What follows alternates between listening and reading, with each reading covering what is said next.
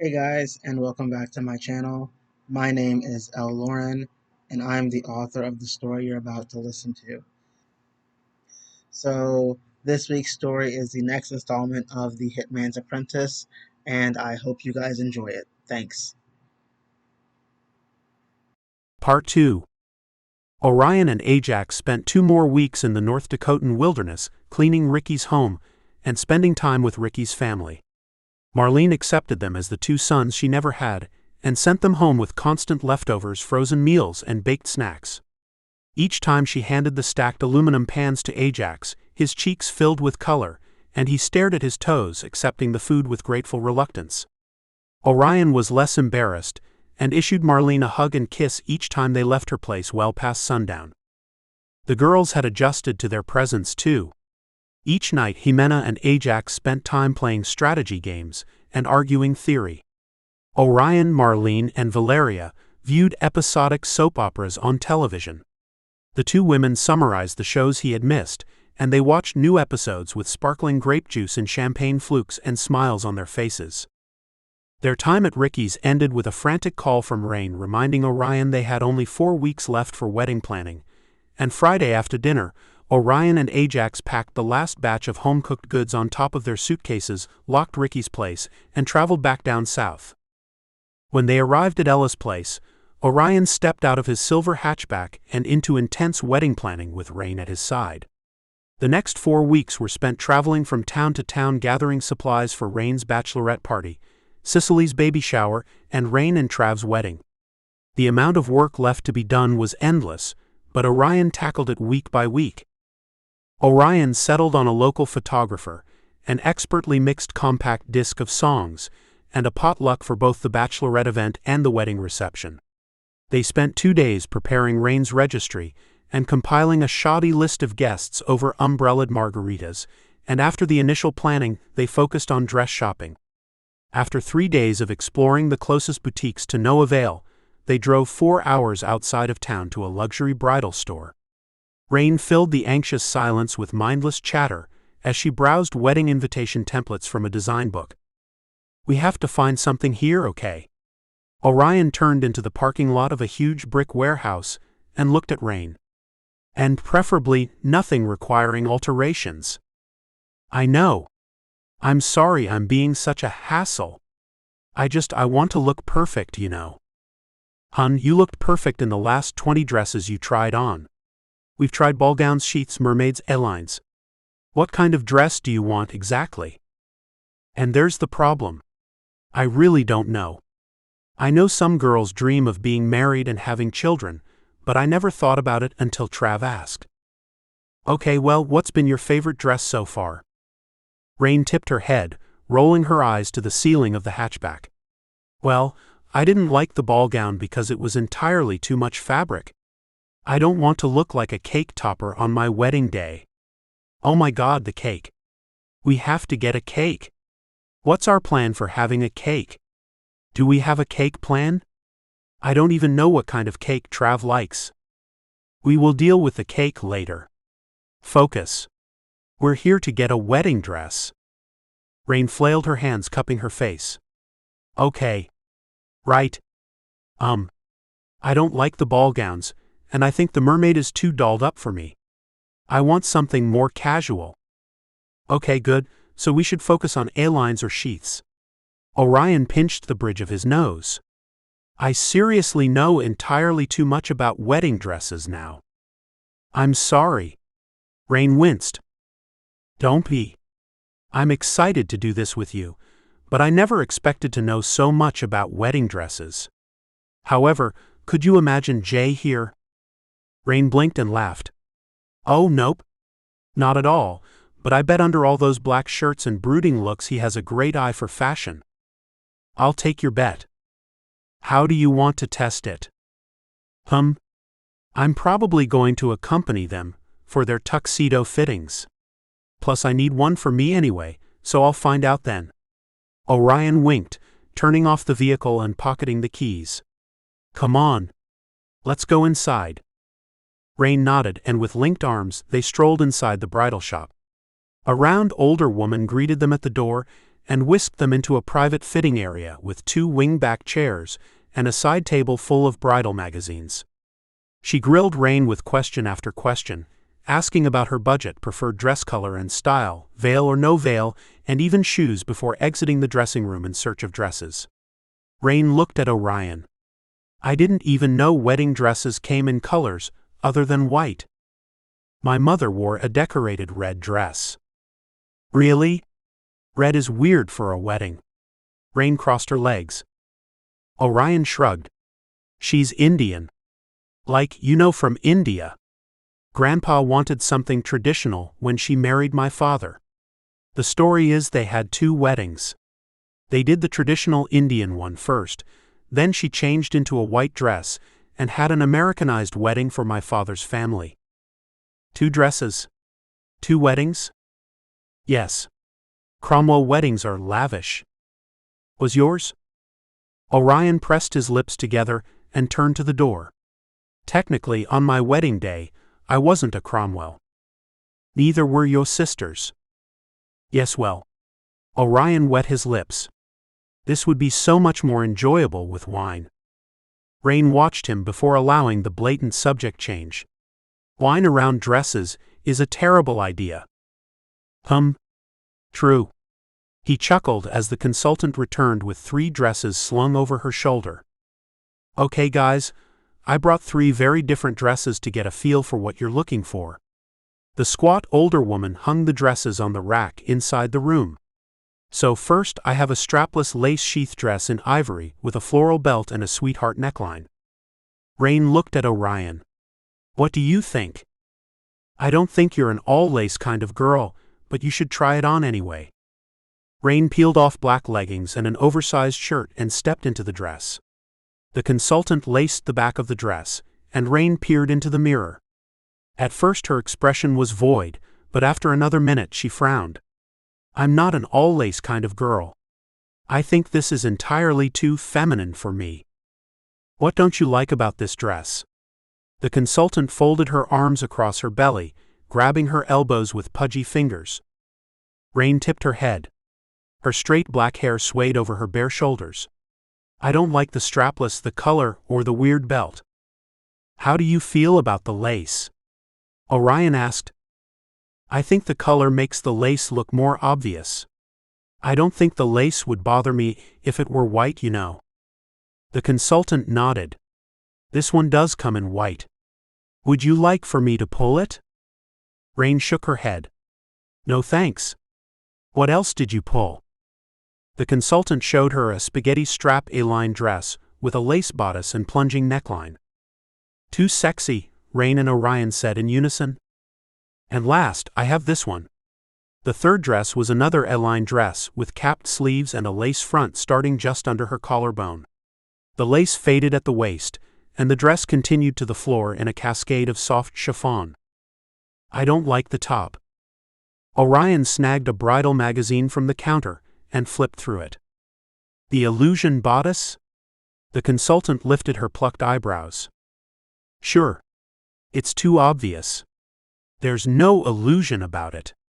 It looks like a lace powder puff. Rain wrinkled her nose.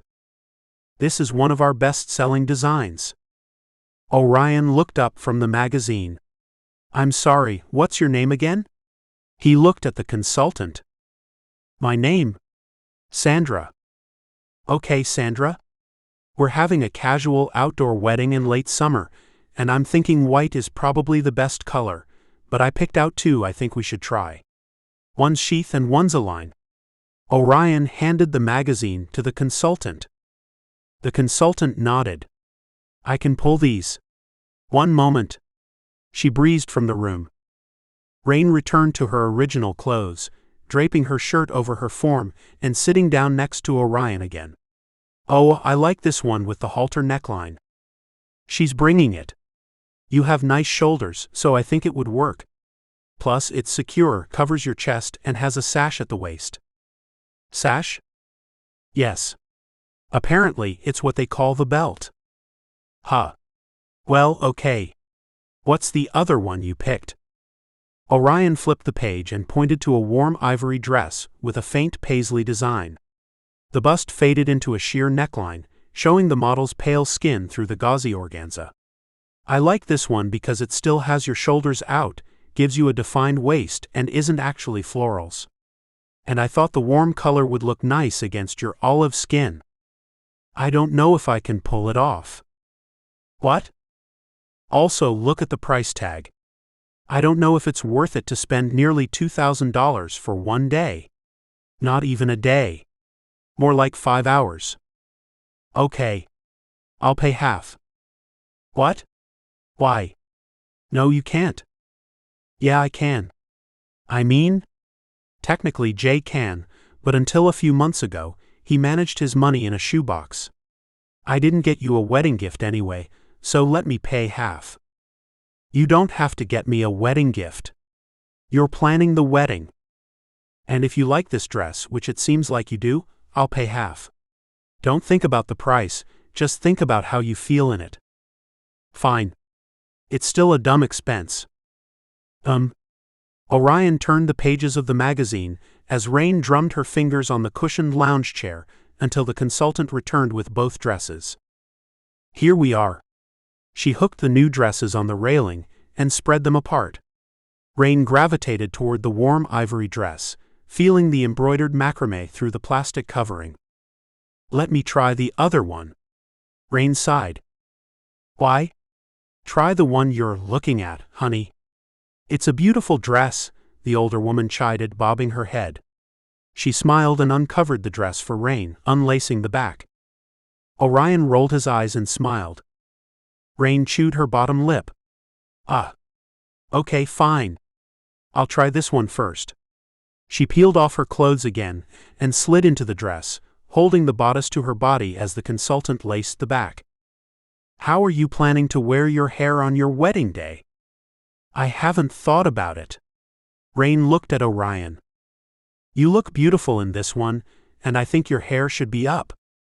Rain nodded and glanced in the mirror. Her eyes bulged and she gasped. Oh, wow. Told you. Orion preened, combing his fingers through his hair as he rolled his eyes at his friend. She smoothed her hands down the custom lace design, resting her hands at the sash. Oh, wow. Her eyes brimmed with tears and her teeth chattered. One hand continued tracing the fine detailing of the dress, while the other hand covered her trembling lips. You're being her. I know. I'm being her, Rain whined as she swiped tears from her cheeks. Being who? The consultant twisted Rain's dark tresses with her fingers, combing them behind her toned shoulders. She's being the type of woman who cries over a wedding dress. Orion chuckled. I know. Rain sobbed. I never thought I would live long enough to find a man, let alone get married. Oh, honey. You're so beautiful. It's a wonder you're just now getting married. Sandra patted Rain's arm. Orion smiled. So is this the one? How much is it again? $1,884. The consultant's eyes sparkled. Not including the veil. Do I need a veil? Sure, if you want to promote unnecessary patriarchal rituals on your wedding day. Orion pressed his lips together. The saleswoman jerked her head back, scoffing. Every bride wears a veil. Patriarchal rituals? Rain tipped her head to Orion. The unveiling of a bride symbolizes the shift in ownership of the woman from her father to her husband. The consultant puckered her lips. It's tradition.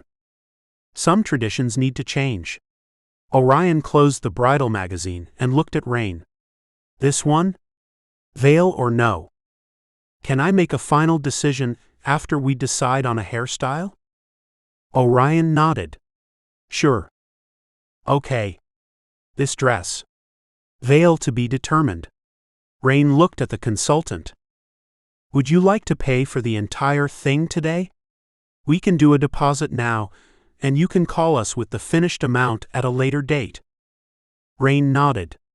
The deposit option is perfect.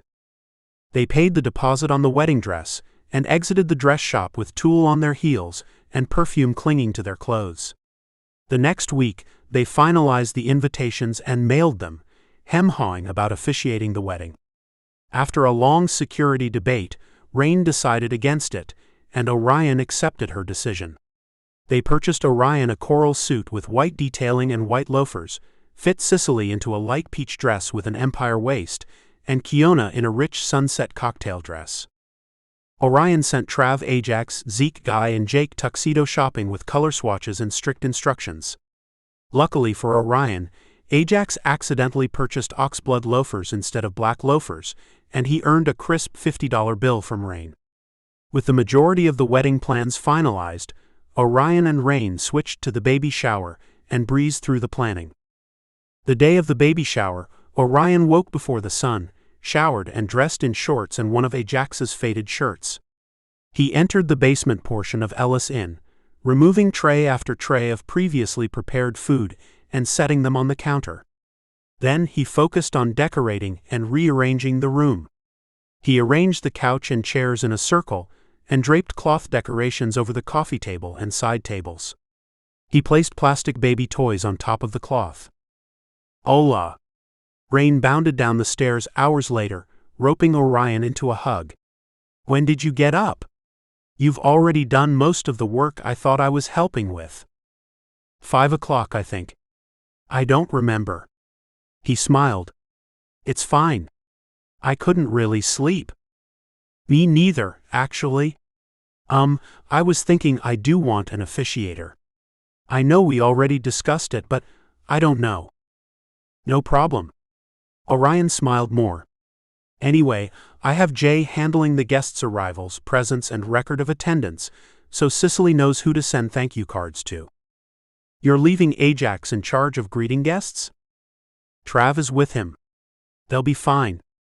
Are you nervous? About the baby shower? No, I'm not pregnant. Orion swatted her shoulder. Dork. I mean, are you nervous about the wedding? Yeah. I'm glad the bachelorette party is tonight and not the night before the wedding. Too much temptation to get completely drunk. She twisted ribbon decorations in her fingers. Pretty much.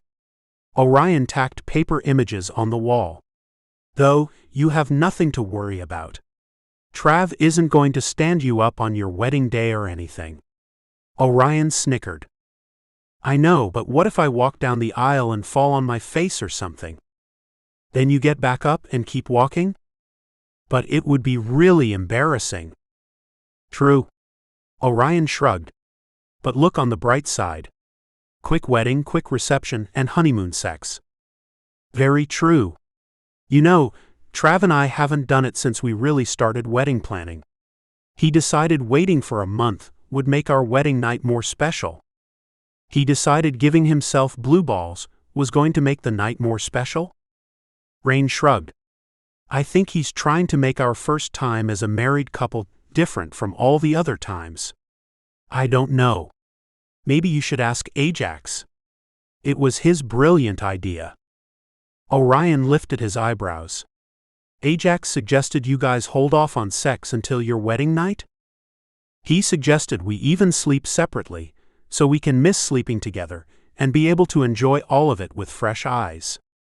Rain perched herself on the long dinner table as Orion continued decorating the walls. Interesting. I didn't peg Ajax for a sentimental kind of guy. He surprises. Rain chuckled. I hope he doesn't think I'm game to hold off having sex for months to make the next time more special. If he wants things to be romantic, he can buy flowers and cook dinner. Do you even like flowers? Hell no, but he can still buy them if he's trying to be romantic. Rain giggled. Okay. I mean, he could buy other stuff. He could, but nothing has the completely pointless feel of flowers. They die in 3 or 4 days, and you can't eat them. They're completely pointless, which makes them oh so romantic. Orion rolled his eyes. He stepped back, reviewing his decorations before returning to the wall, adding more drapery and more youthful animal cutouts. I have a serious and completely unrelated statement. Shoot. Orion sucked in his breath, holding it in his lungs until they burned. All right. I think we should go after the people who set fire to the shelter. At first I was against the retaliation, but they're coming for us. I know whoever did this is tied with Brody, and they know where Ricky's place is. They probably know where all of our hideaways are. Rain chewed the inside of her cheek. I'm not willing to wait for them to show up at our doorsteps before we take action. True. I mean, I've been kind of concerned too because they're always down at the shelter, Trav and Ajax. We don't know the actual motive or anything. Right? So we're sending them down there, and who knows who's watching them. True. And another thing is Ricky's place was trashed when we got there, and I saw Paolo in the little small town Ricky's secret family lived in. Shit. I know this is all Brody's shit, but I'm scared. I'm scared if we don't jump first, we won't get the chance to jump later. Rain's dark eyes hardened. I'm with you. She clenched the muscles in her face and glanced at the basement entrance. What's your plan exactly? Well, we have our 3 suspects, Leon, Paolo, and Mila. We need to talk to everyone who lived at the shelter at the time and ask them about the day of the fire. And we have to do it in a space where it's not obvious either. Rain fell silent, and her eyes worked through a myriad of emotions. They were soft with happiness, then hard with defiance, then drowning with sadness. My wedding reception. You and I can do it throughout the night while making conversation and entertaining the guests. Orion nodded. Should we tell the boys? No. Orion nodded again, tacking the last of the decorations on the wall. Do you mind bringing the food out while I go make sure Jay's awake? Of course. Rain traded places with Orion. He cleaned up the entertainment space, gathering trash, and raced up the stairs to the second floor of the inn into the bedroom he shared with Ajax. Ajax was an immobilized lump on the bed, covered to the top of his head with the comforter. Ringlets of dark hair peeked from under the bedsheets. Jay. Orion scowled, grabbing a spare pillow and attacked him with it, flopping it over Ajax's body. Ajax curled deeper into the sheets, gathering the comforter closer to his body. 5 minutes. Did you tell Rain and Trav not to have sex until their wedding night? Orion slapped his body with the pillow again. Ajax rolled over, turning to Orion's voice and uncovering his face. His wild curls spidered over the pillow and clung to his face. Did you tell Rain and Trav not to have sex? Why are you asking me this in the middle of the morning? Because I want to make something crystal clear to you. Orion smacked him with the pillow a 3rd time. I won't be holding off just for fun ever. Stop hitting me. No. I want to make sure you're clear on this. Orion's eyes sparkled, and he swung the pillow into Ajax again. Clear on how annoying you're being right now? No, clear on how you will not be withholding dick from me. Orion pummeled him with the pillow this time. Ever. Ajax growled. Enough. He tossed the sheets back and grabbed Orion's wrists, yanking him on top of him. Hack? Orion stumbled, releasing the pillow as he crashed into Ajax's bare chest. Color rushed to his face. I like your blush. Ajax released his wrists and captured his face in his hands instead, stroking his thumb over Orion's square jawline. I'm glad you still blush. Why? Because it means you're not bored. Ajax pressed his lips to the corner of Orion's chin and browsed up to his lips, securing them in a gentle kiss. Good morning, he rumbled. The kiss hushed more words, and Orion shivered. Morning.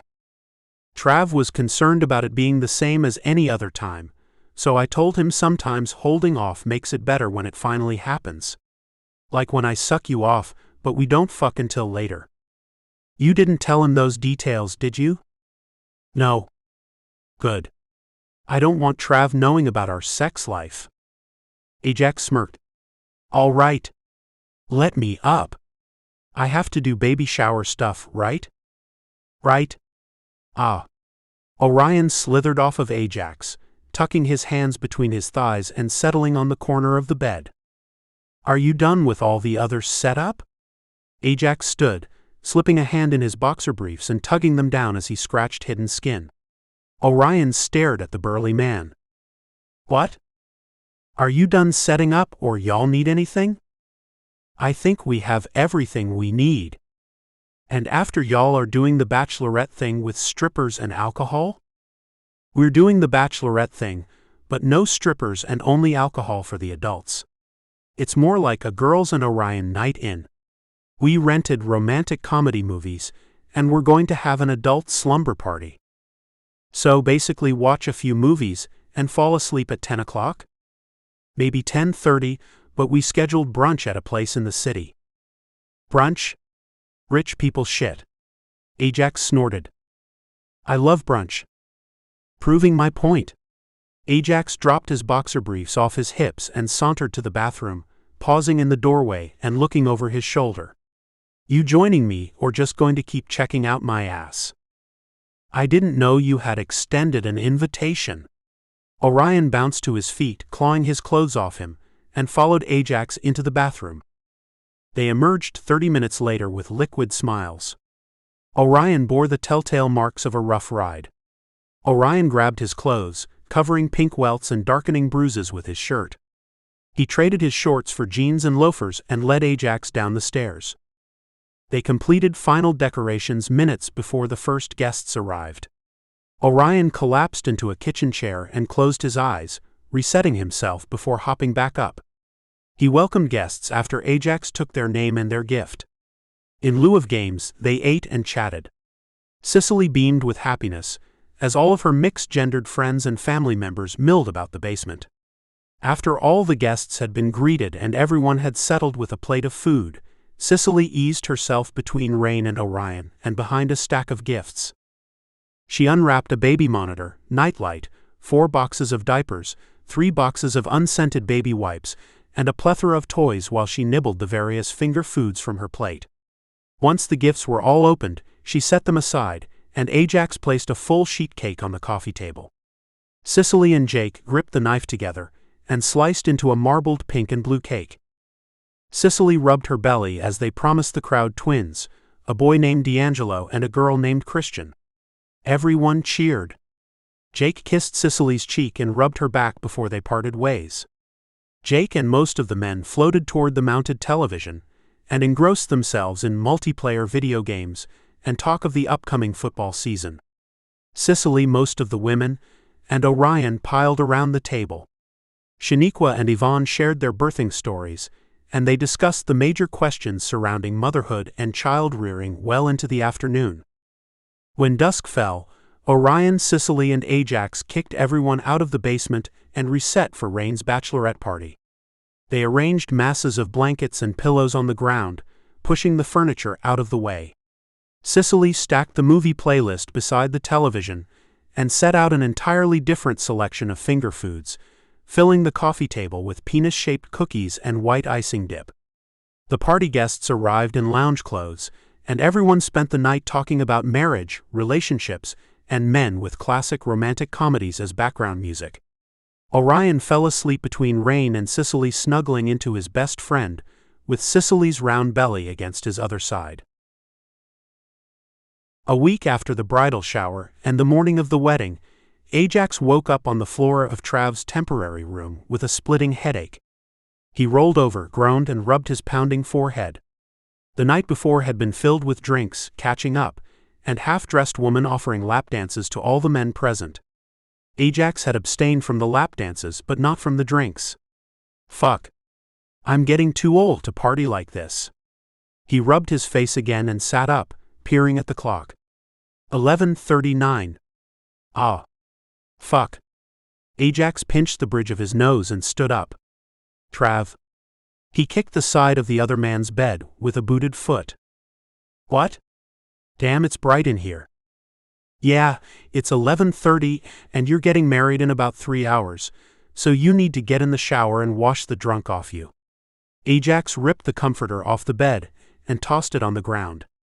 Trav curled up as the rush of cool air touched his skin. Ah, Trav groaned. Up? Now. Get it moving. Trav uncurled his body, stretching out across the bed and turning his eyes up to the ceiling. What if she doesn't show up? She already agreed to show up. Plus, pretty sure Orion isn't going to let her run away. What if she says no, like at the altar? If she shows up, she probably won't say no. What if someone else says no? Like when the guy asks if anyone doesn't approve of the marriage. What if someone stands up and says they don't approve? Who would? I don't know. Didn't Ty and Rain have a thing? It was Hunter. Ty's gay. Anyway, get up, get in the shower. I'm going to go downstairs and make you some breakfast. Then we're going to get dressed and, I don't know, do whatever it is you have to do before a wedding starts. Well, whatever you want besides drinking. Trav groaned. Shower. Now. I'll be back. Ajax exited the room and strolled down the main staircase to the first level of Jake's bar, circling the bar counter and entering the kitchen. He tied a half apron around his waist and opened the industrial refrigerator, grabbing a carton of eggs and a pack of bacon. He browsed the kitchen for grits, after setting a clean pot full of water on the stove. You smell like a liquor store. Jake leaned against the wall beside the kitchen door, folding his arms across his chest. Yeah. Trav and I had an after-party back in his room. So you let him get wasted before his wedding. He's grown. I didn't let him do nothing. Ajax frowned. Yeah, now you sound like Chris. He paused over the boiling pot, squinting into the water. I'm not Chris. All right. Then don't let your brother screw up the best day of his life. Fix it. I'm trying. Ajax poured grits into the boiling water and cracked eggs over the cook surface. Try better. Jake sighed. Make sure he's dressed and downstairs in 2 hours. We're not holding up this wedding because you're irresponsible. I'm not, he snarled. Show me. Jake left the kitchen. Ajax concentrated on breakfast, turning the eggs and bacon on the hot plate and stirring the grits. He piled everything into 2 bowls, tucked bottled water under his arm, and jogged back up the stairs. He opened the door to the room as Trav emerged with a frayed towel wrapped around his head and another wrapped around his torso. His stocky chest was exposed and fine orange hair covered him. How's your head? Better. Trav rubbed the towel over his hair. You're gonna make your hair frizz doing that. Ajax placed 1 bowl and 1 bottle of water on the side table. Here. Breakfast. Then we have 2 hours to get you dressed and outside. Trav's forehead wrinkled. It won't take 2 hours, will it? I hope not. You should practice your lines too. Lines? Trav's eyes widened, the sclera completely surrounding the iris. Ajax grinned. Dude, you're an asshole. 2 words. But practice so you don't stutter when you get in front of the crowd. Ajax clapped Trav's shoulder. Eat seriously. It'll make you feel less like a pile of garbage. While Trav ate, Ajax showered. Ajax ate as he moved around the room, picking up crunched beer cans and collecting all the parts to Trav's sleek black tuxedo. He hooked the bow tie around the hanger, checked the white shirt, and brushed a lint roller over the rich black jacket and creased slacks. Last, he buffed Trav's second-hand loafers until they glistened and tucked black socks inside the shoes. Once Trav's outfit was prepared, he worked on his own, dressing while watching Trav out of the corner of his eye. Can you tie bow ties? Trav slipped the long tails of his shirt into his pants, lining up the buttons with the zippered fold of his slacks. Did you tuck your undershirt into your boxers? The fuck? Hell no. You need to, or it's not going to stay. Do you want to keep tucking your shirt in all day? Trav frowned, looking down at his already bunching shirt. In my underwear. Yeah. Then smooth it out, then pull your pants up. Are you sure? I feel like a square. Yeah, well, you'll look sharp. Ajax rumbled as he shrugged into a white undershirt and stuffed his arms in the sleeves of a sparkling white button-down. Who told you to tuck your shirt in your underwear? Ricky. Ajax fastened the buttons. He said no matter how casual you want to look, you'll stand out like a sore thumb if you're trying to rub noses with rich people and don't tuck your shirt right. When do you hang out with rich people? Never, but if I did, I'd know how to tuck my shirt, wouldn't I? Ajax smirked, brown eyes wrinkling at the corners as the first signs of crow's feet marred his skin. Fair enough, but I'd leave the rich people nose-rubbing to Orion. He's much better at it than you. Trav chuckled, adjusting his shirt and sitting down on the bed. He slipped black socks and black shoes on his feet, checking himself in the mirror. This ain't a bad look, you know. Ajax tucked his shirt in and looked at Trav. Nah. You look good, he rumbled. I mean, you're not my type, but you look slick. He approached his friend, standing beside him in the mirror. Let me do something with your hair, though. Trav smoothed his frizzy hair on his head.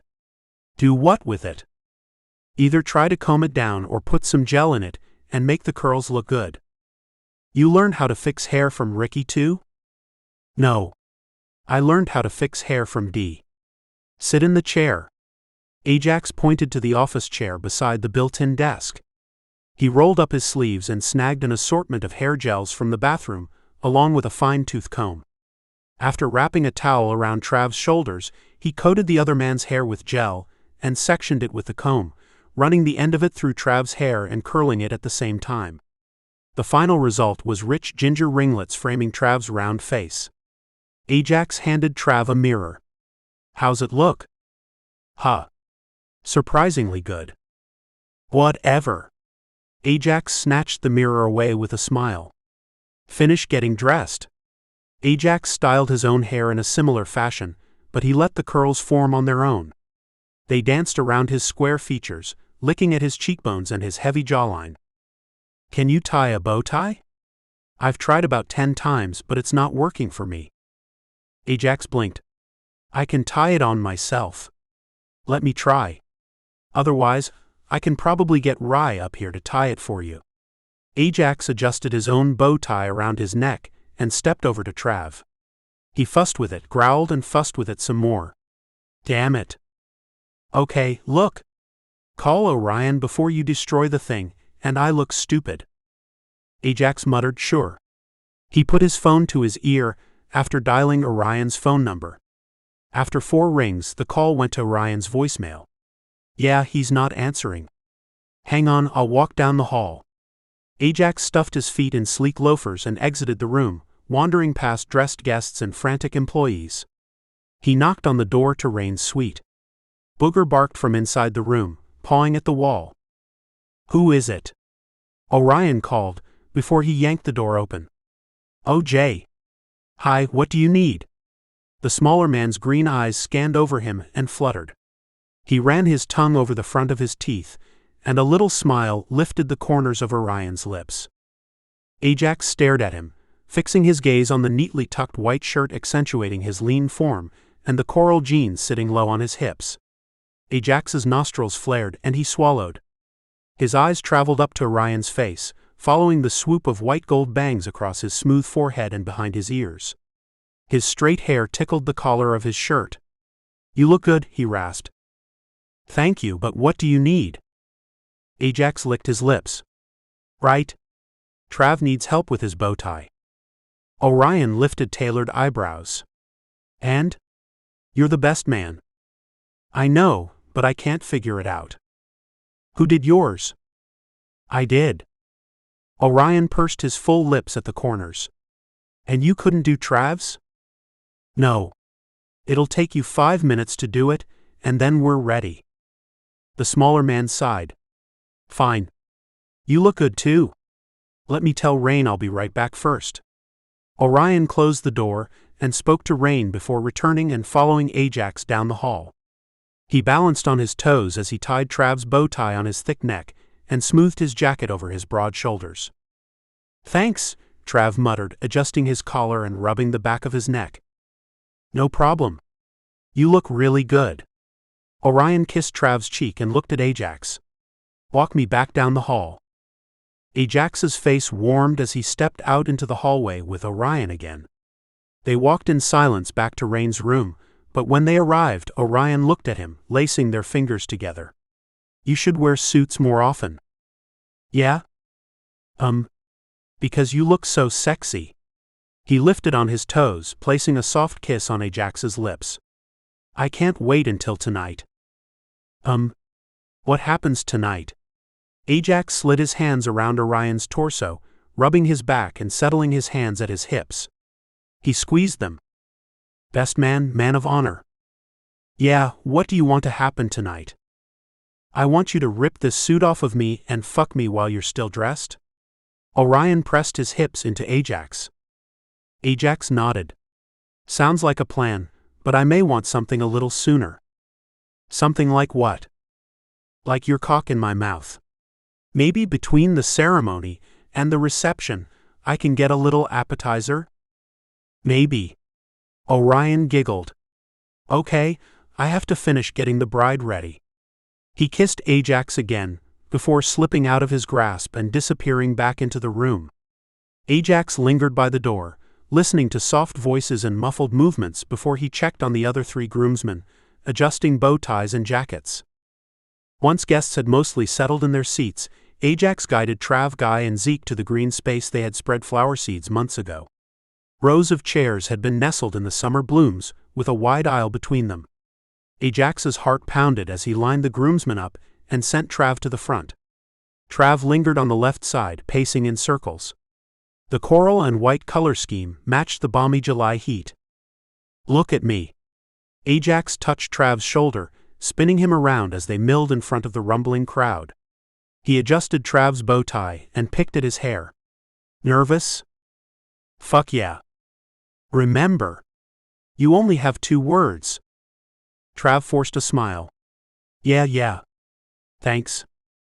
Remember, you're also lucky Orion doesn't have us all doing a choreographed dance at the reception. Thank God. His features relaxed. All right. I'ma go see what Orion needs from me before we get started. I've been told all you have to do is stand right here. Yeah, sounds right. Trav clasped his hands behind his back. Ajax returned to the groomsmen, who had been joined by Sicily and Kiona. Kiona clung to Guy's arm, burying her face in his shoulder as he teased her about her dress. Stop, she squealed as Guy thumbed the tiny straps of the dress. Kiona smacked his hand away and wiggled against him, short braids falling from her twisted updo. Her dangling earrings jingled. What? I like it. I've never seen y'all dolled up like this. Maybe because I have no reason to get dolled up. Maybe if we went on a date? Guy tilted his head, hazel eyes sparkling. Ajax peered at them. This ain't a prom kind of thing. Dark eyes landed on Guy. Yeah, I know. Guy's cheeks turned rosy and he released Kiona. Good. He nodded to Kiona. Cute dress. Where's Orion? I think he's still upstairs with Rain. He sent us down to wait. Right? We're supposed to start in 10 minutes. Kiona nodded. Where's Sicily? She's sitting inside the bar because she got winded down the stairs. She should be out in a minute. All right. And Zeke's inside with her? Yep. Kiona glanced at Guy, and Guy beamed down at her. Right. Ajax nodded. It took another 20 minutes of final touches before the officiator settled the crowd. Ajax checked on the groomsmen a final time and joined Trav at the front. Besides the bow tie incident earlier in the day, he had only seen Orion in passing. To-do list tasks had been issued to him by mouth from Sicily, Kiona, and Guy at varying times.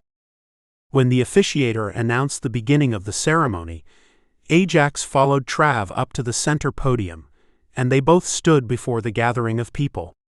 Trav clasped his hands behind his back, and Ajax copied him, glancing at the older gentleman behind the white Corinthian-style column.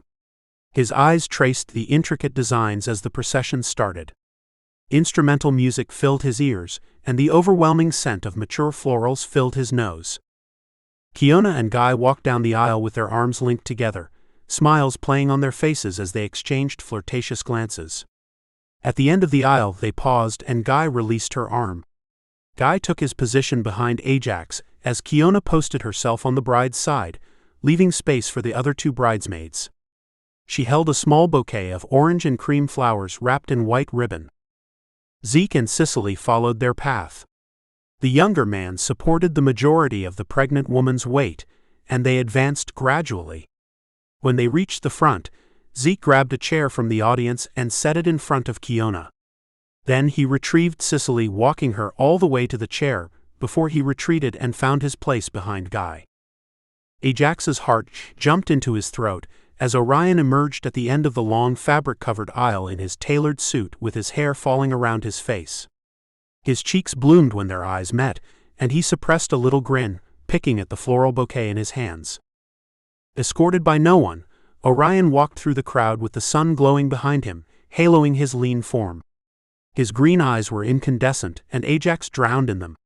He bit his bottom lip as a knot grew in his throat, and a wave of moisture coated his eyes. He flicked them downward, closing them and bunching his eyelashes.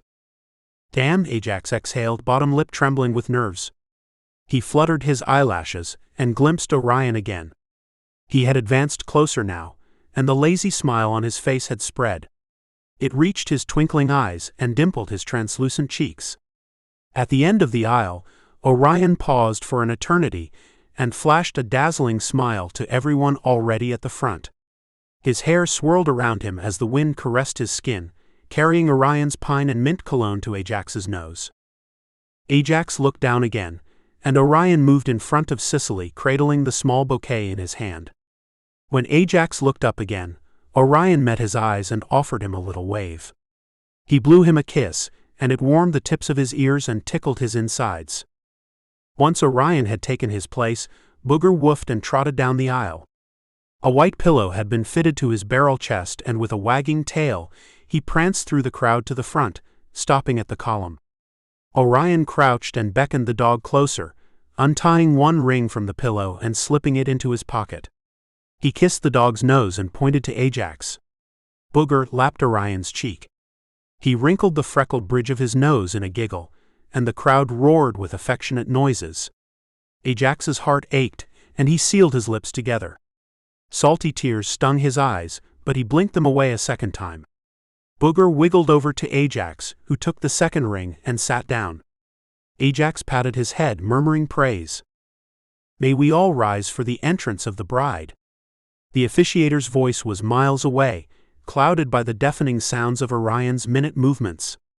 A gust of wind rustled Orion's hair around his face.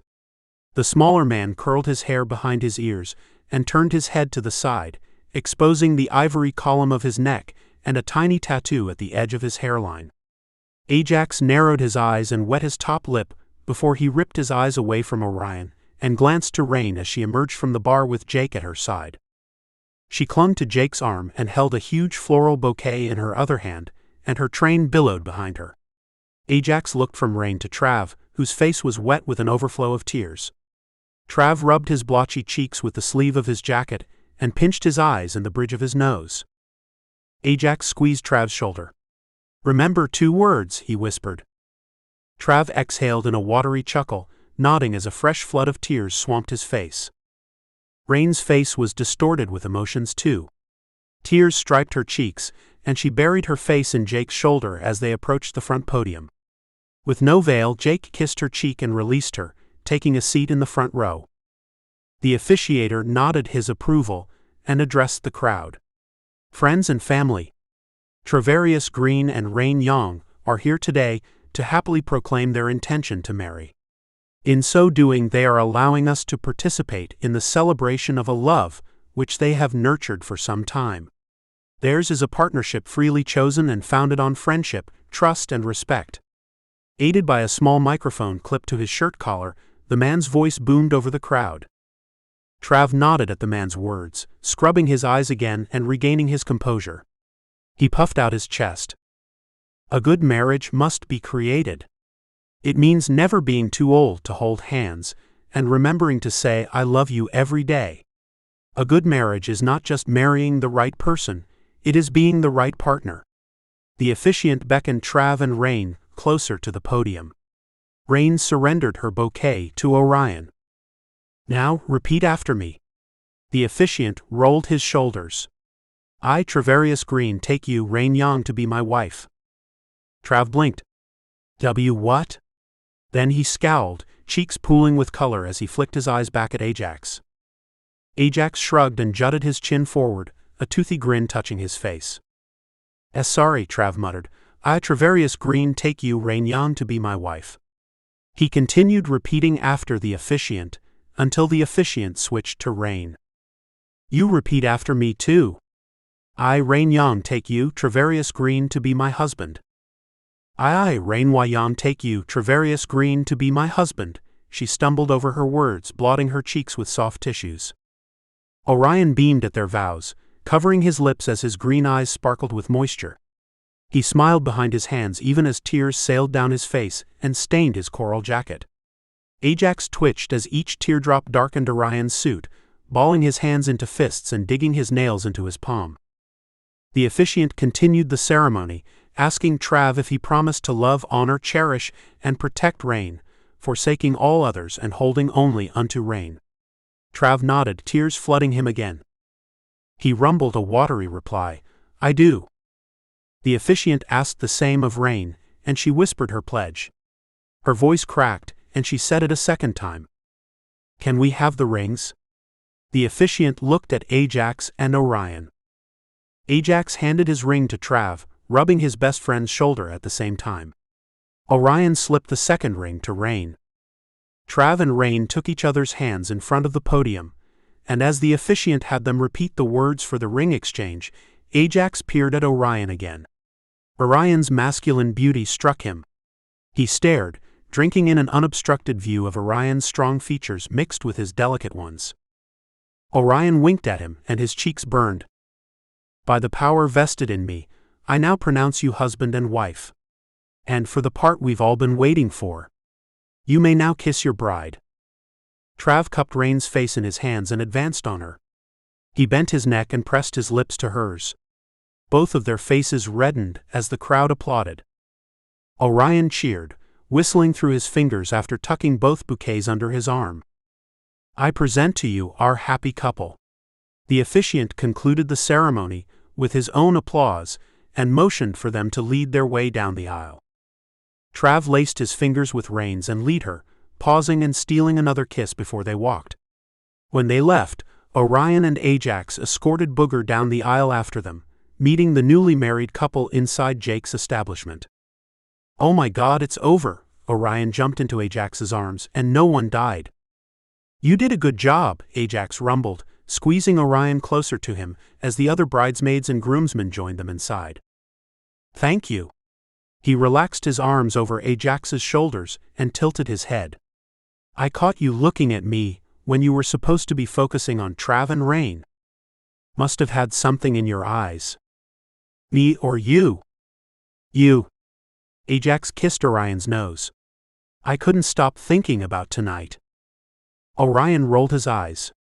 We still have a whole wedding reception to get through, Daddy, before any funny business happens. Well, we've got about an hour before the reception officially starts. Are you sure we can't get into something right now? I'm sure. Orion smiled. I like to make you wait. Aha. I noticed something while you were up there. What? Orion pulled away, lacing his fingers with Ajax's. Do you have a tattoo behind your ear? Orion pressed his lips into a smile. When did you get a tattoo? Yesterday. Best friend thing. Rain wanted to do something radical. Where's her tattoo? Orion looked around and shrugged before nibbling his bottom lip. Do you like it? Yeah. It's sexy. Ajax kissed Orion's neck, brushing his lips over the shell of the smaller man's ear. Love you. Thank you. I love you too. I can't convince you to sneak away with me? No. I have to make sure everyone gets moved inside for the reception, and I have to make sure Rain gets changed properly. Right. Ajax's eyelids fluttered. Jay.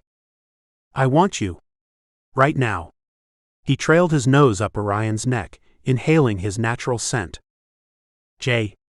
Don't make me say no again. I want to, but this is Rain and Trav's day. Ajax sighed. All right. How can I help?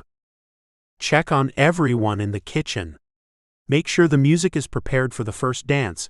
Make sure you have something to say when it's your turn to toast, and you have to dance. He groaned, dropping his head back on his shoulders and then straightening it again. All right. Toast, music, dancing. Don't magically find any drugs, and play nice with everyone. Oh, take Boogie outside for a bathroom break and then take him upstairs.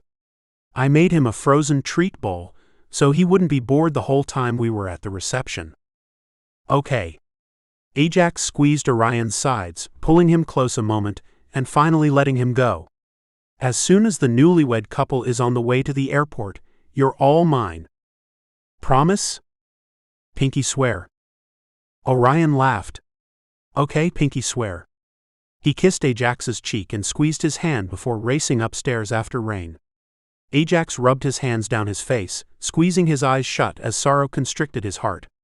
He wandered through the growing crowd, finding Trav lingering by the bar entrance while the rest of the wedding party had disappeared into the crowd. Ajax strolled up to Trav. How's it going? S good. Rain's upstairs changing clothes. Apparently she's got a reception dress and a wedding dress.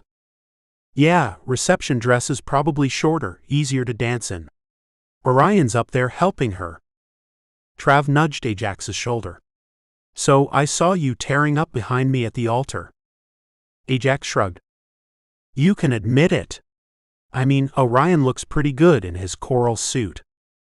He does. I'm surprised you're even down here right now. I figured you two would be off somewhere fucking in a stairway. He's the coordinator of the wedding. And he's taking his job damn serious. He's determined to make sure this is the perfect day for you and Rain. Yeah, we gotta think of a way to thank him for everything he's done. I know it's gotta be hard planning a wedding for a bunch of illegal bad guys, especially given what he's been through. I guess.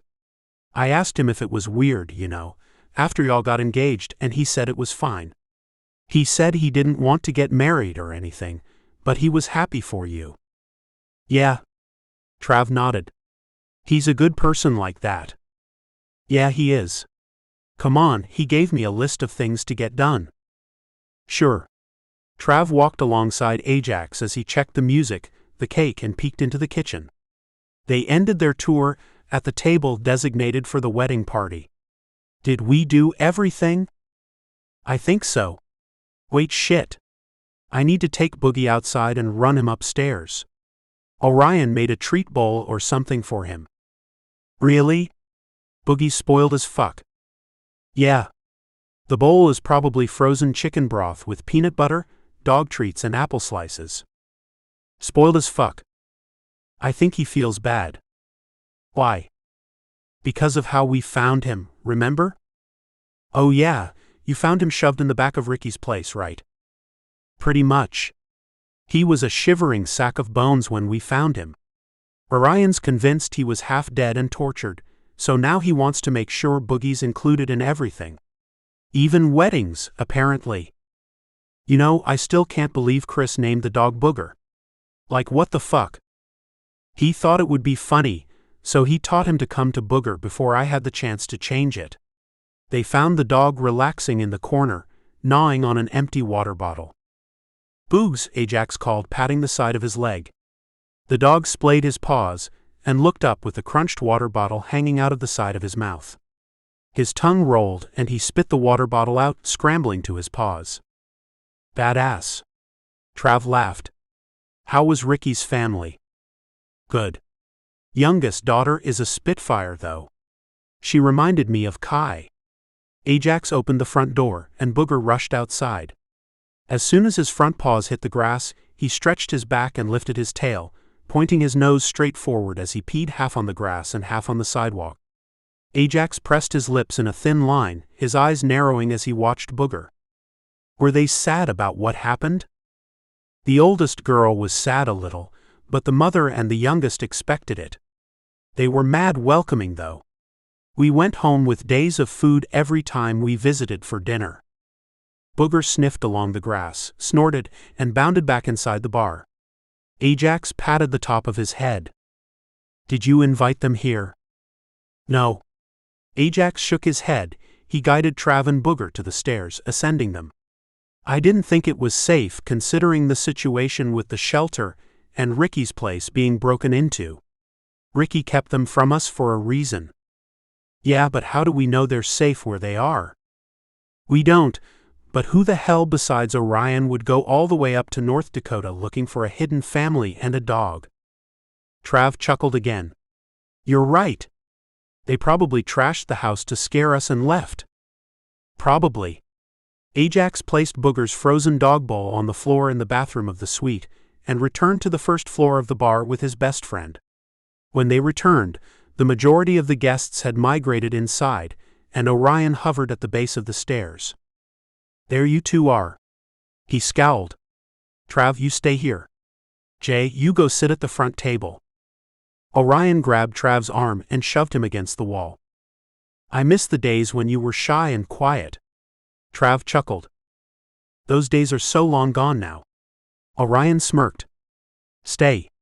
Your wife is coming out in 2 seconds, then you will make your entrance and have your first dance. Wife. Ajax lifted his eyebrows. Wife, Trav repeated. Yes, wife. Orion looked at Ajax. Come on. Let's go sit. He extended his hand. Together. Technically, well, no, because you sit beside Trav and I sit beside Rain. The whole time? The whole time we're seated, yes. They took their seats at the front table, sitting with 2 decorated empty chairs between them. Zeke sat next to Ajax and Guy sat next to Zeke. They were engrossed in a handheld video game, resting on the table between them. Ajax watched the 2 younger men for a few long moments before blinking away from them and glancing down the table at Orion, who was in an animated conversation with Sicily and Kiona. The smaller man combed his fingers through his hair as he chatted with the 2 women. His smile lit up his face. Ajax sighed and peered into the crowd, recognizing the majority of the people. The unfamiliar faces came from the +1s on the arms of vaguely familiar shelter inhabitants. When straggling guests had finally entered the building, Orion stood at his seat, cleared his throat and clanked his spoon against his champagne fluke. His voice thundered over the sea of people, announcing the entrance of the bride and groom. The lighting dimmed, and a spotlight illuminated them as the newlyweds walked hand in hand to the center of the floor. Trav kissed Rain again and led her around the dance floor in a stumbling waltz. He winced as she crunched his toes and she gasped as he crunched hers. Despite their clumsiness, the crowd cheered them on. The clapping and squawking of the crowd rang louder than the music. They sat down between Orion and Ajax, and Orion stood again. He chuckled, hooding his eyes and looking down at the table before addressing the crowd. I was going to say most of you don't know me, but I realized at this point all of you probably know me very well. Anyway, I am honored to be the wedding coordinator, planner, organizer, budget keeper, and most importantly, the man of honor. He smiled down at Rain. I feel like we've all done a lot of crying already this year, but this is one of those times where we can cry tears of joy, because 2 people we already love so dearly found a deeper love in each other. The bride and I don't go way back. We haven't known each other since we were in elementary school, or middle school, or high school. I met her a few months ago, when I was just finding my way out of an impossibly long tunnel. She handed me a candle, a cupcake, and a hug. Over the course of a few months, she went from an acquaintance to a sister. We share hobbies like late-night snacking on apple rings, complaining about how Trav and Ajax spend more time watching football than anything else, and shopping the sales rack for last season's overstock. We also share similar childhoods and deep loss. I can't speak for her, but I can safely say our friendship has brought an enrichment to my life I can't live without. His voice broke, and he covered his lips as he looked down at Rain again. His green eyes glazed with tears. And I am so happy someone I love so dearly has found someone she wants to spend the rest of her life with. Their courtship was short, but as I understand it, they've known each other for years. I can see the love they have for each other in their eyes, and it's the kind of old soul love we all dream about. The kind of love founded from a mutual understanding of imperfection. I'm absolutely rambling now, but I want to end this by saying I am so honored to have planned this day for you guys. I am even more honored to have met two amazing people who absolutely deserve happiness, wealth, and the opportunity to share in the tradition of marriage. Orion's cheeks filled with color, and he looked at Rain again. I love you and I'm happy for you, and before I start crying again, let's eat. He exhaled a weepy chuckle. Servers will come around and take your orders based on the menu cards on your table. Orion's red cheeks didn't fade as he sat down. Sicily rubbed his shoulder, and Rain grabbed him in a hug. Ajax looked at Trav and the crowd before pushing his seat back and standing up. He adjusted his bow tie and swiped his glass from the table. His heart thumped in his chest as his eyes roamed over the crowd. Yeah. Ajax wrinkled his nose. While the servers are getting your food out to you, I guess it's my turn to say a few words. After Orion's national address, I'm not sure what else is left to be said, but I'll see what I can do. Orion giggled. Trav. I'm sorry, Travarius and I go way back. We go back to the youthful primary years, and I grew up alongside him. We both were gangly with big hands and feet. I grew up with Rain too, but she always looked good. At any rate, the thing with old friends is they know you in and out. You can afford to be stupid with them. I mean, I could go into all the dumbass shit we've gotten into throughout the years, but let's face it, no one has all night. The crowd chuckled. Ajax rested his hand on Trav's seat. Besides, I'd rather focus on the smart things he's done. Trav is the best friend a person could have. He's loyal to his family and his craft, and he's an incredible person. But seriously, the smartest thing he's ever done is marrying Rain. Let's toast, Ajax looked down at Trav, to a lifetime of love, happiness, and success. Orion smiled at Ajax from across the table, puckering his lips in an air kiss as Ajax sat down again. Everyone talked amongst themselves as the servers buzzed around the room, placing either steak and potatoes, chicken and rice, or fish and vegetables in front of every guest. The wedding party received their plates first, and Ajax and Trav watched the crowd as they ate. This is the part where the wedding gets boring, Trav whispered. Yep. Ajax nodded. How long is it again? I think there's eating, then dancing, cutting cake, more dancing, last dance, and Rain and I get in the car and leave. I doubt it's as simple as get in the car and leave. Probably not. Trav picked at his dinner roll. At least the main part is over. Ajax nodded. At least. The two men fell into an easy silence as everyone ate around them. When the majority of the guests had finished their food, the dance music started playing through hidden speakers. Orion leaned forward and looked across the table at Ajax. It's time for us to get up and dance. Orion met everyone's eyes. Okay. Rain pushed her seat back and grabbed Trav's hand, dragging him to the dance floor. Ajax searched Orion's tired eyes. You sure? Yes. He jumped to his feet, shielding his exhaustion behind a mask of cheerfulness, and extended his hand. He wiggled his fingers at Ajax. Let's dance? I know you can, because I've seen it. I was high. Ajax accepted Orion's hand, moving to the dance floor with him. And you can't dance when you're sober? I can. Ajax slid Orion's hands up, hooking them behind his neck, and returned his own hands to the smaller man's waist. He led him in a slow dance despite the music being fast-paced. He pressed their bodies together, chest to chest and hip to hip.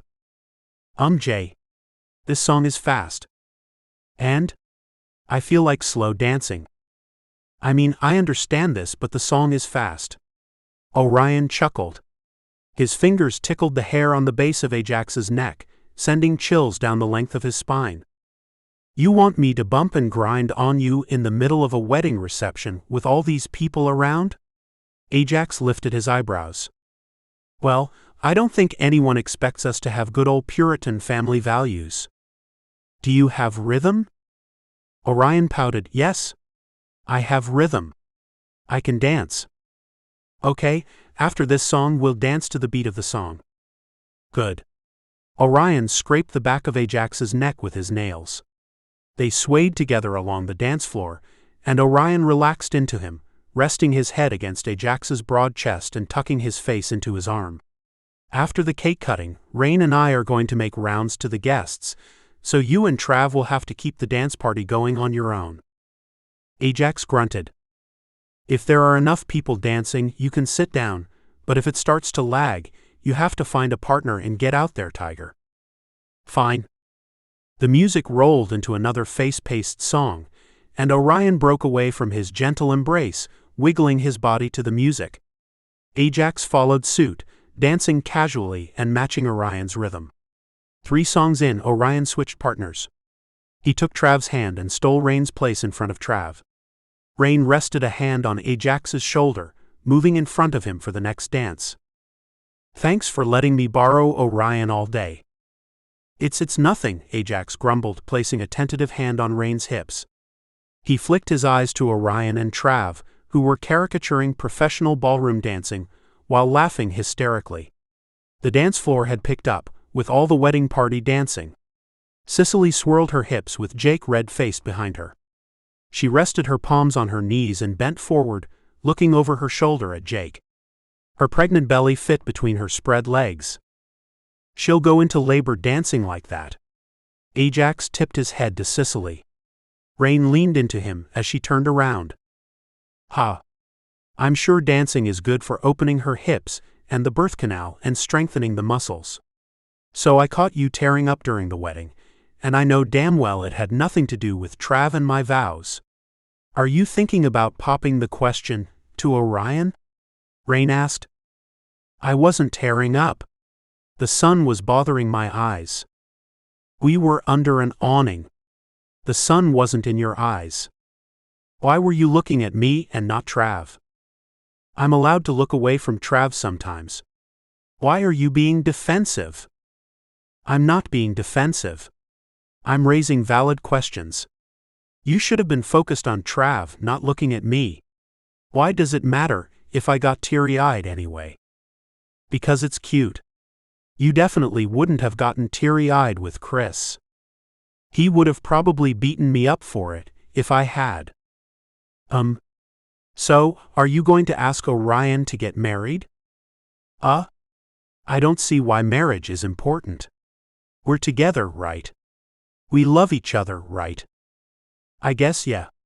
Why are you getting defensive? Because marriage isn't 100% necessary.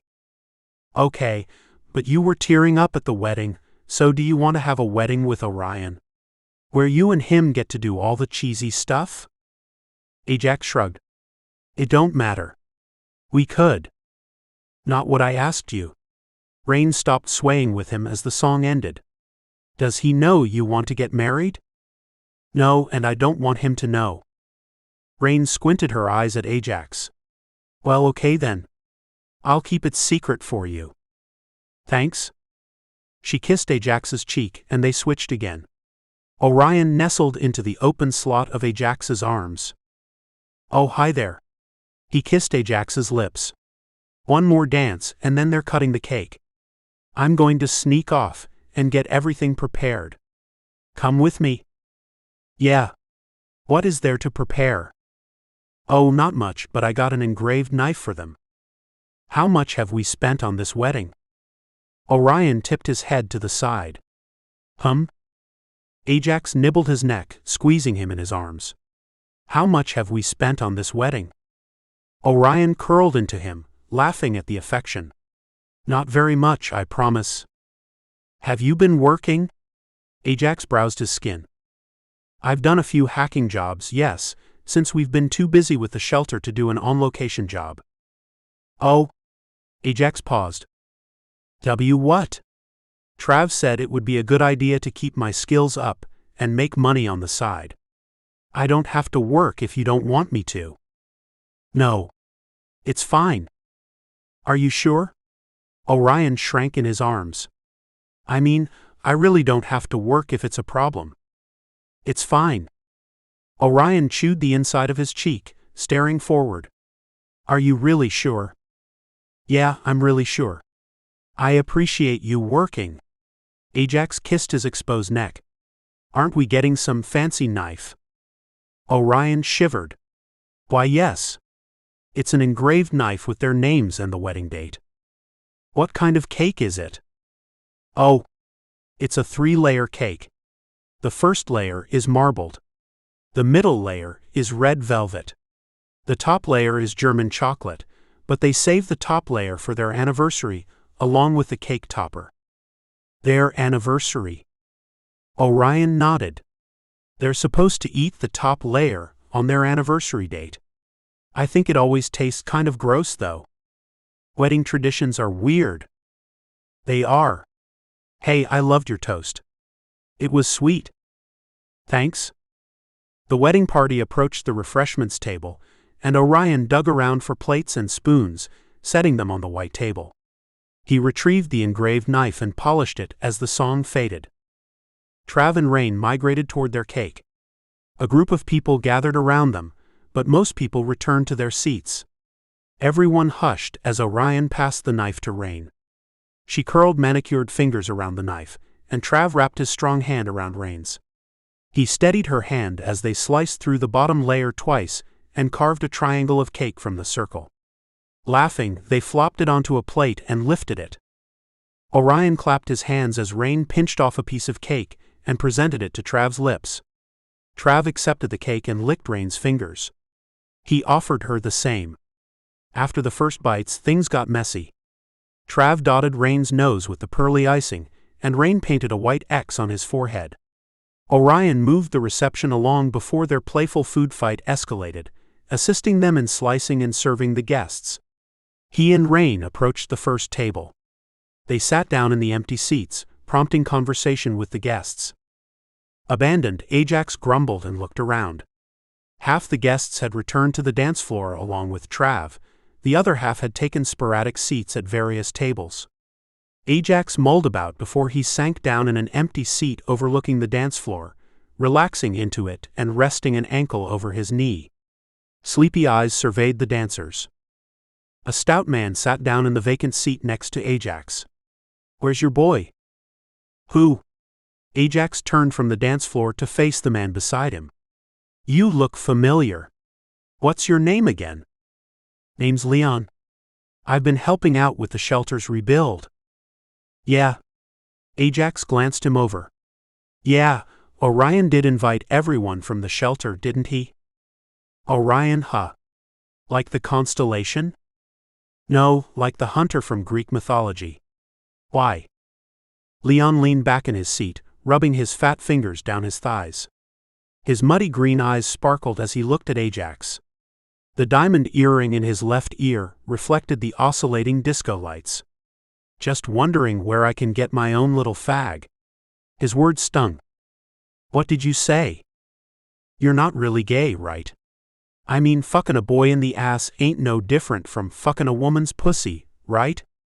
Especially a little tight one like Orion. Ajax growled.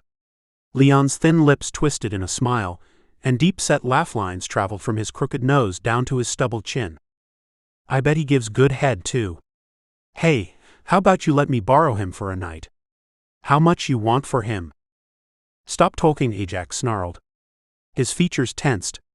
His eyes tunneled, and his peripheral vision went black.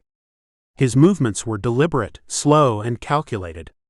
His snarl resonated in him long after he had finished speaking. Man, I'm dead serious. You're an assassin. I know you ain't opposed to making a quick buck, are you? If you say one more thing about my man, I'll break every bone in your face. You still want to keep talking? Leon's eyes glittered. Ajax's fists opened and closed as he warred with his temper. The little smile playing on Leon's face stoked the fire brewing inside him. His anger snapped, and his fist connected with Leon's face. Ajax threw his shoulder into it, and Leon's nose shattered under the pressure. Leon howled. His chair fell backwards, clattering on the bar's original hardwood floors. Speak if you wanna. Fire blazed in Ajax's eyes, and rage undulated off him in sheets. He tackled Leon, spiraling his fist in the man's threadbare suit and punching him a second time. The tight skin on his knuckles burst. Numbness spread through his hand, and everything went red. He punched Leon again and again and again, until someone grabbed his arms and yanked him away. AJ. Ajax's ears were stuffed with cotton. He struggled against his human constraints, as the pulsing red in his eyes lightened. Let me go.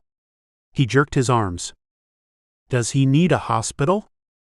No, I think he's fine. Someone pushed Ajax's chest. Ajax pushed back. A train of curses came from his lips as he fought through a haze of fury. Jay. Orion stood in front of him, cheeks flaming red. Outraged green eyes met Ajax's. Move.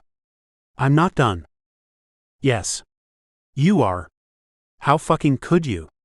Orion shoved Ajax back again. Why do you always do this? Everything was going fine. It was the perfect night for your best friends, and you ruined it with your temper. Ajax stared at Orion. The rampage filling his bones liquefied. I'm sorry. It's too late for sorry. You started a fist fight at a wedding reception. Go. Upstairs. With the dog. I don't want to see you right now. Ajax yanked his arms away from Trav's strong grip, rumbling at Orion's instruction. You're serious? Do I look like I'm joking? The smaller man folded his arms. If you want to act like a child, I'll treat you like a child. Children get sent to bed early without dessert. Fine.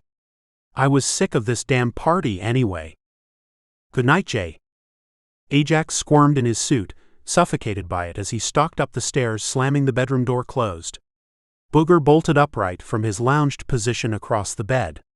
His fist connected with the smooth white wall to the right of the door, until he had depleted his energy and left a pattern of broken drywall.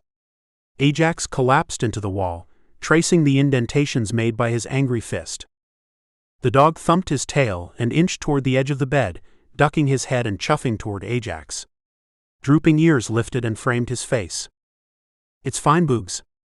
Ajax twisted and slid down the wall, crossing his legs and slamming the back of his head against the wall. Fuck. Booger hopped off the bed and sat down next to Ajax on the floor. He rested his head on Ajax's lap, nudging his big head under the man's bloody fingers. The dog licked his nose, wiggled it, and sighed, glancing up at Ajax before closing his eyes and kicking his legs out to the side. Ajax closed his eyes as tears sailed down his face, striping his weathered cheeks and meeting under his chin. The teardrops fell from there. It was an hour before the steady trickle of tears slowed, and another hour until Orion entered the bedroom. He closed the door and looked down at Ajax. The reception is over. Trav and Rain are on their way to the airport, and the guy you beat up is doing all right. By the way, the guy you beat up was Leon, one of the people who could be responsible for what happened at the shelter. Thank you for playing nice with him. Ajax lifted one shoulder, squeezing his eyes shut. His heart sank to his toes. I am so angry at you, I can't even. What the hell happened this time? And don't give me some bullshit sass. Ajax rolled his eyes up to Orion, flinching at the smaller man's hard stare. He called you names, and he asked me if he could buy you for the night. Okay. Why couldn't you get up and walk away? You were busy. Oh no. Don't make this about me. Don't drag me up as a reason for your bad behavior. You were. Me being busy doesn't give you a free pass to start punching people. You know what? I don't care. I'm exhausted. I want to shower and go to bed. Ajax bit his bottom lip as Orion untied his bow tie and shrugged his coral blazer off his shoulders. The younger man opened the closet and grabbed a hanger, fitting all of his suit's parts onto it until he stood in his underwear. He looked over his bare shoulder at Ajax. If you're not going to tell me what's going on with you, then you need to find somewhere else to sleep tonight. No. Ajax's features crumbled. No. Ajax shook his head, easing to his feet. He rubbed his palm over his head and rubbed his damp cheeks, brushing past Orion on his way to the bathroom. Wait. Jay. Orion grabbed his arm. What? Ajax peered into the bathroom before turning his attention to Orion. The smaller man studied his face. J. H, have you been crying? Ajax bristled, shuddering at Orion's question. It's fine. Not if you're crying, it isn't. Talk to me. Orion's hard stare morphed into a softer expression. Concern marked his features as he lifted a hand to Ajax's cheek. The soft pad of his thumb stroked over Ajax's weathered skin and then over his trembling lips. I can't, Ajax whispered, closing his eyes as his throat constricted.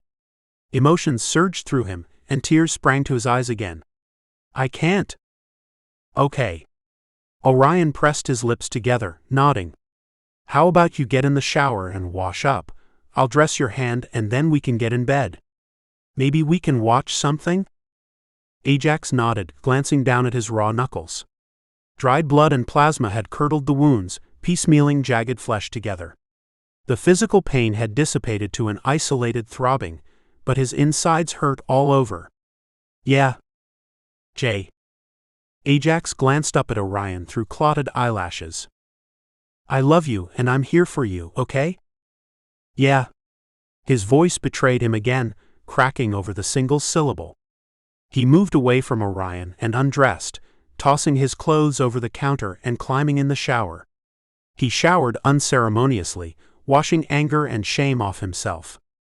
The steamy shower water invited more tears, and they flowed down Ajax's face disguised as fresh water. When his tears had run their course and the hot water had run cold, Ajax turned the shower off and wrapped a towel around his waist. He dragged himself back into the main room. Orion looked up from the book perched in his lap, pointing to clean boxer briefs and a clean shirt. I wasn't sure what you wanted to sleep in. He twisted his body on the bed, resting his weight on his side. The hems of his shirt slithered down the high point of his hips and gathered at his waist, exposing a slice of bare skin before the start of his fitted briefs. Ajax rumbled. Or you could sleep in nothing, but I still have to dress your hand. Ajax put on the underwear and sat down on the corner of the bed.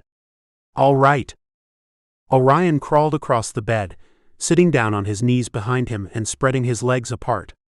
He scooted closer until he had one thigh on either side of Ajax and his front pressed into Ajax's back. Orion kissed his shoulder and walked his hands down Ajax's chest. The smaller man nestled his face in Ajax's neck, kissing him. Let me see your hand. Ajax surrendered his bruised knuckles. Orion worked in silence as he dabbed Ajax's skin with antibiotic cream and twined loose gauze through it around his fingers. Rain and I decided the best time to get everyone's story about the day of the fire was tonight at the reception. Orion laced his fingers with Ajax's after he knotted the bandage. Did you get everyone's story? Orion nodded. Except Leon, but Leon told me his story the day we were down there with Trav. He was the guy they first was talking to when you and Trav went inside and checked the damage. The one who ran off when we came back outside? Yes. I don't like him. Orion chuckled. His cool breath sent chills down Ajax's spine. I know, but did you not like him before tonight? Never liked him. I didn't like the way he ran off when Trav and I came outside. I didn't like the way he looked at you either. How did he look at me? In a way I didn't like. Clearly. Predatory way, Ajax added, reaching behind him and burying his fingers in Orion's blonde hair. I mean, it's sweet that you want to defend my honor or whatever, but it scares me when you get in fights. Last time you punched someone, you ended up with a bullet hole in your side. I know. What's next? You were lucky the bullet didn't hit your major organs. You won't always be lucky, Jay. You have to learn how to control your temper. Ajax sighed. I'm working on it. What if every time you wanted to punch someone, for any reason, you came and found me? In fact, why didn't you come and find me? I know last time with Brody I was gone, but this time I was across the room. I didn't want to interrupt. You didn't want to interrupt, so instead okay. Orion pressed his lips into Ajax's skin again. His minty breath painted ice over Ajax's skin. Were you afraid I would get upset? You were busy. I know, but Jay, if you're upset, you don't have to worry about me being busy. Orion's hands splayed and slid over Ajax's torso. Ajax flexed his abdominals as Orion's fingers traced the sharp muscles. His fingers twisted curls of pubic hairs peeking over the line of Ajax's boxers, sending electric sparks through him. Did Chris get mad at you for interrupting him? Everything doesn't go back to Chris. Okay. Ajax felt Orion's hands all over his body, tracing every healed wound, every bump and scrape. The tension in his muscles faded away as Orion walked his fingers up Ajax's spine, outlining the dents of his shoulder blades with blunt nails. Yeah, Ajax sighed, closing his eyes. He wasn't a good guy. Orion's hands stopped at his shoulders, and he lifted onto his knees. He kissed Ajax's cheek and the corner of his lips. Ajax dipped his head down, pressing his chin into his chest. Orion crooned, stroking Ajax's chin and lifting him into a kiss. Let's go to bed. Yeah. Orion slipped away from him, moving the first aid supplies and ripping the sheets back. Ajax drew his legs to his chest and turned, sliding his legs against the thin bottom sheet as Orion draped the comforter over them again. The smaller man took shelter next to Ajax, resting his head on his shoulder and stretching his arm across Ajax's chest. His fingers combed the diamond of dark hair over his heart, and his lips dotted kisses along his jutting collarbones. Orion's hips rested on the corner of Ajax's body, sandwiching his cock against Ajax's corded muscles, and his leg crossed Ajax's hips. His creamy thigh covered the crotch of Ajax's briefs, hiding Ajax's growing arousal from the arresting moonlight spilling into the dim room. The sun beamed into the open windows of the second-floor bedroom, and Orion breezed around the room with a soft tape measure. Tendrils of white blonde curls licked his shoulders while the rest pointed to the sky in a tight bun. Jay, write these numbers down, he instructed as he stepped on the yellow strip of plastic. Okay, this room is 120 by 132. Orion gathered the measuring tape and tucked it in the shallow pocket of his fitted pants. Got it? Ajax rumbled after scribbling the measurement into a small notepad. And you said every room is the same size? Yeah. Okay, so 12 rooms up here and 12 downstairs. I've been thinking about what kind of furniture we want to install. Cheap furniture. I considered cheap furniture, but is cheap furniture really what we want to have at a halfway house designed to make people feel more human and not like they're discarded from society? I have a better idea. We're not building furniture. Let me know when you're ready to hear my idea, love. Orion slipped square sunglasses onto his face as he strolled down the renovated main staircase and back into the first-floor living space. Ajax groaned and followed after him. I'm ready. Okay. I'm thinking we should get the local businesses to donate things to the shelter. First, it's a tax write-off for them. Second, it'll make them sleep better at night knowing they donated to a cause greater than themselves. We're going to go into big businesses and beg for stuff? No, we will go into big businesses and browse their stock. Then we will decide what modest item we would appreciate for the shelter. Then we will make a polite pitch to them. Don't we have to give something back to them? A hug and a personalized thank you note. A lot of times businesses will donate if you ask, but most of the time people don't ask. You and Jake have the nonprofit paperwork. We can write them donation receipts. It's not like they're donating straight to us anyway. I guess yeah. And obviously if we don't get everything we need through donations, we can find it second-hand, but now that we've rebuilt such a nice shelter, I want it to have a luxury feel. I don't want people to sleep in holey cotton sheets and faded comforters if they don't have to, you know. Ajax nodded. I get it. I know it's probably such a small thing, but I think nice beds and nice sheets will do wonders for the moral. I was also thinking about services the shelter could offer as a business and provide jobs to some of the residents. Services? Yes. Such as a low-cost babysitting service, a ride-share program, or even a bus driver. What about a laundry delivery service? Orion lifted his tailored eyebrows over the rim of his massive sunglasses. You bougie! Ajax smirked, dragging Orion close by the empty belt loops of his white cotton pants. What is bougie? Bougie. Like bourgeois. Basically, you like a bunch of high-priced shit. Ajax kissed his cheek. I do, but I work for it. I don't understand why I shouldn't get what I want if I don't work for it. I'm not complaining. I like those expensive-ass underwear you have. Orion's cheeks flamed. Thank you, but right now we're not talking about my underwear. We're talking about how to get nice things for your shelter. Besides, sometimes you need a little bougie, as you say, to make you feel better. These people have been on hard times, and I want them to feel taken care of. Aha. All right, bougie. You can pick a lot of nicknames for me, but bougie will not be one of them. Did you make a list of everything we need for the rooms? I wrote down the things you said. Okay, close enough. Can I see it? Orion snatched the notepad from Ajax's hands and flipped through it as they returned to the silver hatchback. Ajax opened the door for Orion and walked around the vehicle, climbing into the driver's seat. We need beds and bed frames, a dresser, a bookshelf, a rug for the hardwood floors, small refrigerators, and a desk at least. Oh, and a lamp. Orion added to the bottom of the list. They don't need small refrigerators. Yes, they do, in case they want to buy snacks and drinks once they have a source of money flow coming in. I was also considering renovating one of the rooms on the second floor into a kitchen and another of the rooms into an industrial laundry space. If we renovate 2 rooms, it leaves fewer places for people to sleep. Maybe.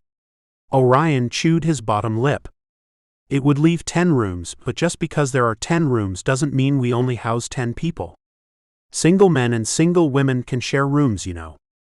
But then we would need locking safes for them to store their items right. Sure.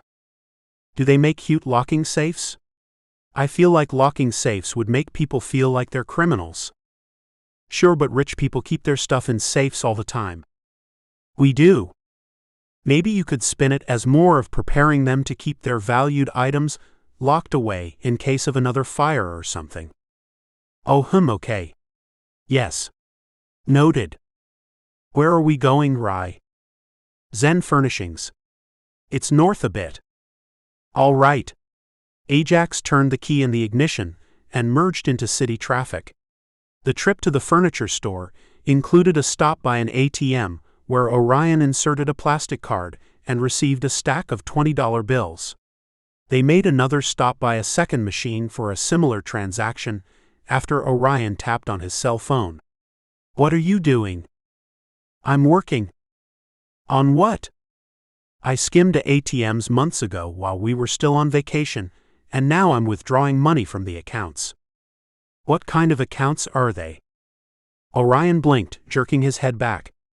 Well, forgive me, it's a little more complicated than I stated. I skimmed ATMs and retrieved credit card information, then I traced the credit cards back to the victim's accounts. I'm withdrawing money from joint accounts, so instead of instantly being flagged as fraudulent, the joint account holders will have to communicate before reporting the activity. You have too much free time. It's not even a lot of money, honestly. I only pulled out $200 from each. I checked old statements, $200 is like $20. This is a little money to have on hand is all. Are we still saving to quit working? Yeah. Ajax nodded. Okay, good. I'll do a job soon, once everything settles down. It's no rush, you've worked a lot over the years. I'm enjoying supporting you. You're not really supporting me. I mean, not technically. Orion's cheeks colored, and he tucked dirty blonde locks of hair behind his ear. You're replacing all the money you spend, and making a little extra on the side. You say it like I spend so much money. Aiden Blake underwear, those sunglasses, the summer wardrobe you insisted on. These, Orion adjusted his sunglasses, are so I don't get a headache in the sun. They needed to be colossal? These are in style right now, and my wardrobe makes me the least likely criminal. Call it suburban camouflage. Orion pecked Ajax's cheek as they turned into the furniture store parking lot.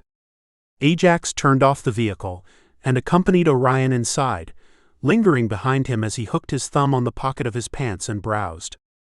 Ajax wandered alongside him, keeping his hands plastered to his sides as he weeded through living room setups and stacks of decorative items lining the small pathways. This is unrelated, but have you ever considered putting tatami mats down on the floor of our home in the woods? The home we haven't been to in months? Orion nodded. We'll make it back there one of these days, and I was thinking we could renovate it like a resort, so when we do make it back there, it feels like a vacation spot. What is it and how much does it cost? It depends on the quality. Of course it does. Orion stopped beside a Japanese-inspired bedroom setup, with woven mats under a minimalist wooden couch and a low coffee table. He pointed to the floor. Those are tatami, he explained. Right? A mold? You have to clean them in a certain way. Ajax squatted beside the straw mats and sniffed them. They smell. I don't want the house smelling like a barnyard. We could do one room. Oh wait, you could build me a space and I can have my tatami mats there. Now you want a man cave detached from the house? I mean, maybe. The house we're never at. One day we'll be there, you and I, living our lives. Waking up to the birds in the morning, Boogs on the end of the bed. You can wake me up with a single shot of protein. Orion smirked. Ajax tilted his head, another rumble. Protein, huh? Yes. The purest kind. You're naughty and bougie. Ajax stood up, taking Orion's arm as they continued through the store. What kind of bed do you want for the shelter? Something simple, metal-framed and cheap. Probably firm with slats. And a thin mattress too. Yeah. I was thinking bunk beds for the rooms with multiple people in them? Maybe 2 bunk beds? How are you going to make it not look like a jail cell? Oh. Orion frowned, chewing his bottom lip. But wait, if the shelter is a halfway house of sorts, wouldn't the company of other people be familiar and comforting as they bridge from confinement into the world again? Don't people often have roommates? Sure, but not in the room with them. It's not literal. Oh. When I was in boarding school, I had 3 roommates. Right, but you were a kid. These are adults. But Guy and Kiona are children, and they stay at the shelter too. True. I guess the kids would be all right with bunk beds. It'll feel like boarding school. Pretty much. We could design it with 4 desks in the corners and the bunk beds between the desks, a rug on the floor, and tall dressers beside 2 of the desks on the longer walls. We'll see. You're thinking too far ahead. Orion commandeered the lead, pulling Ajax to a selection of wooden stackable beds. These are able to be mixed and matched. And they're able to be priced higher too. Okay, so it's a no to the mix and match bunk beds, got it? I said metal, anyway. Ajax grumbled and looked around. Look. Like this.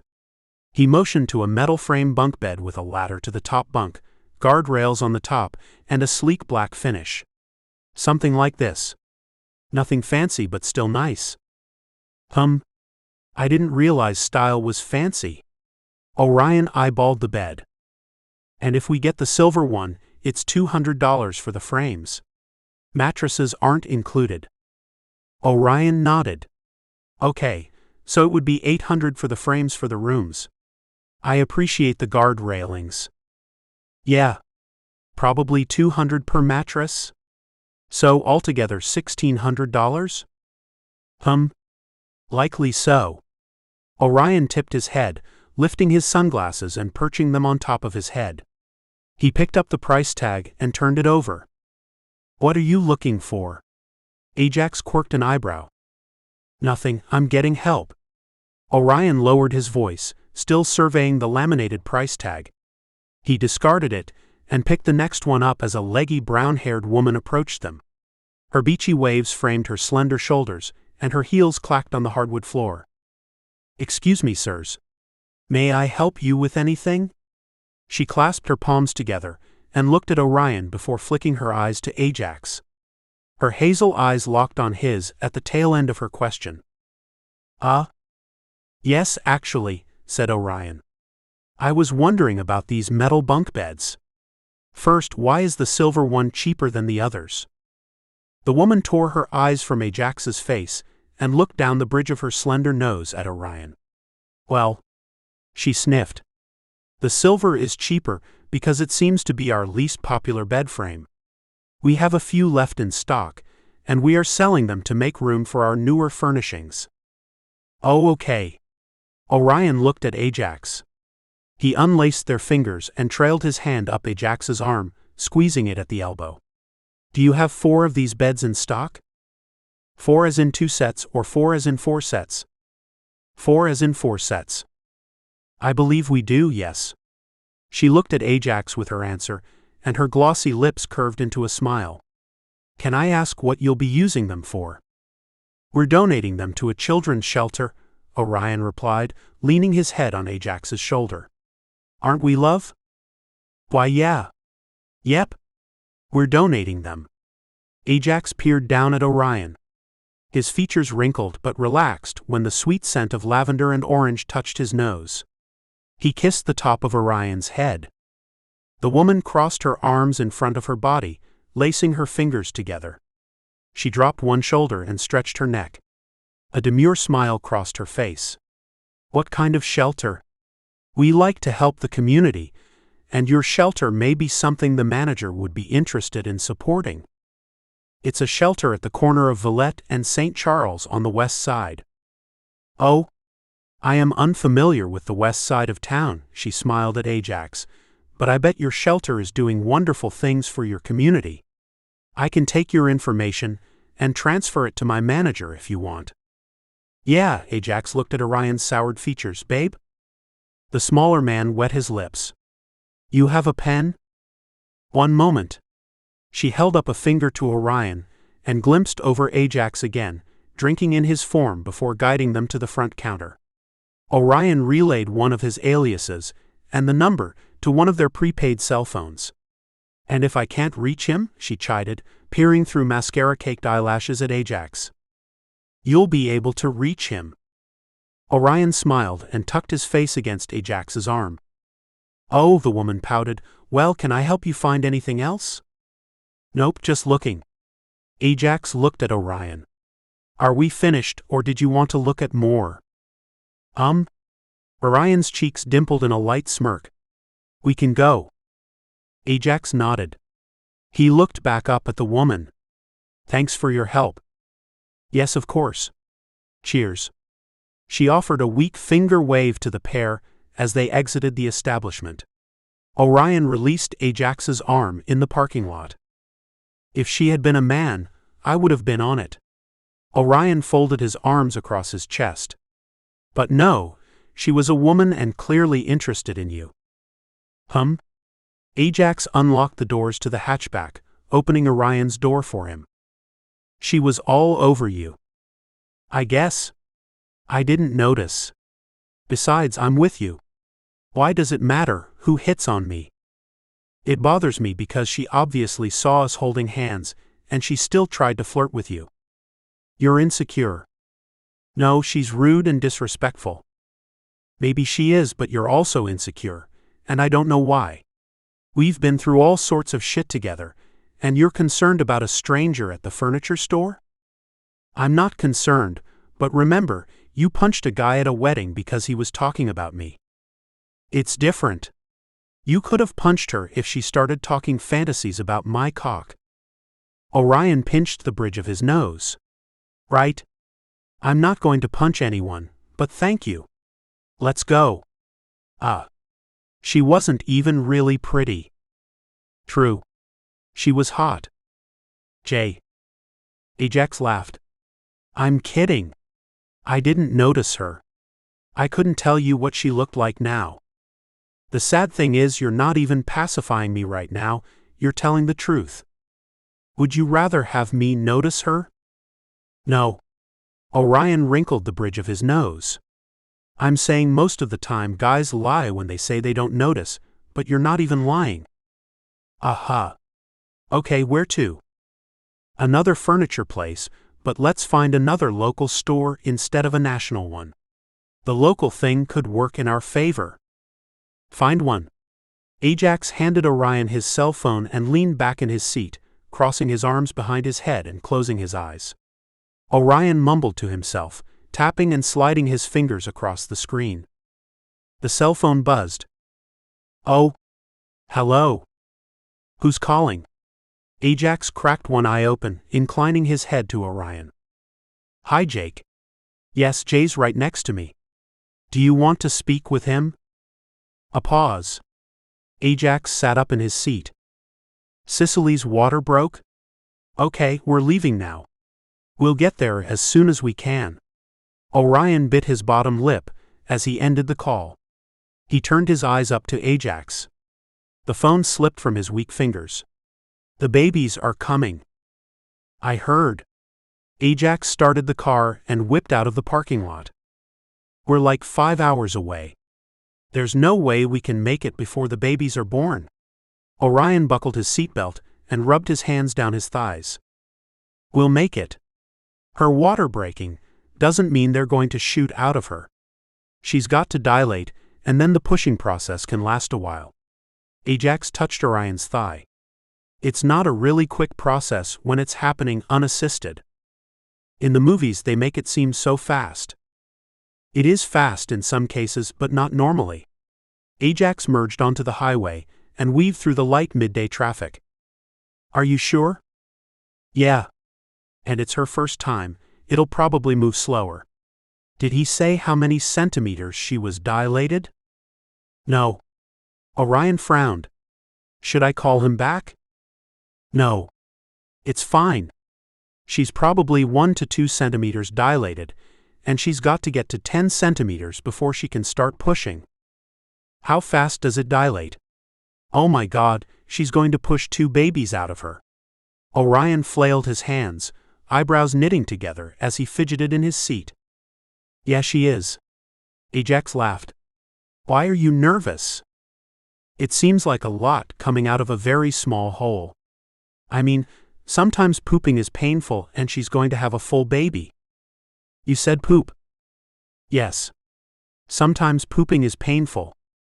I never thought I'd hear you say the word poop is all. It's going to be fine.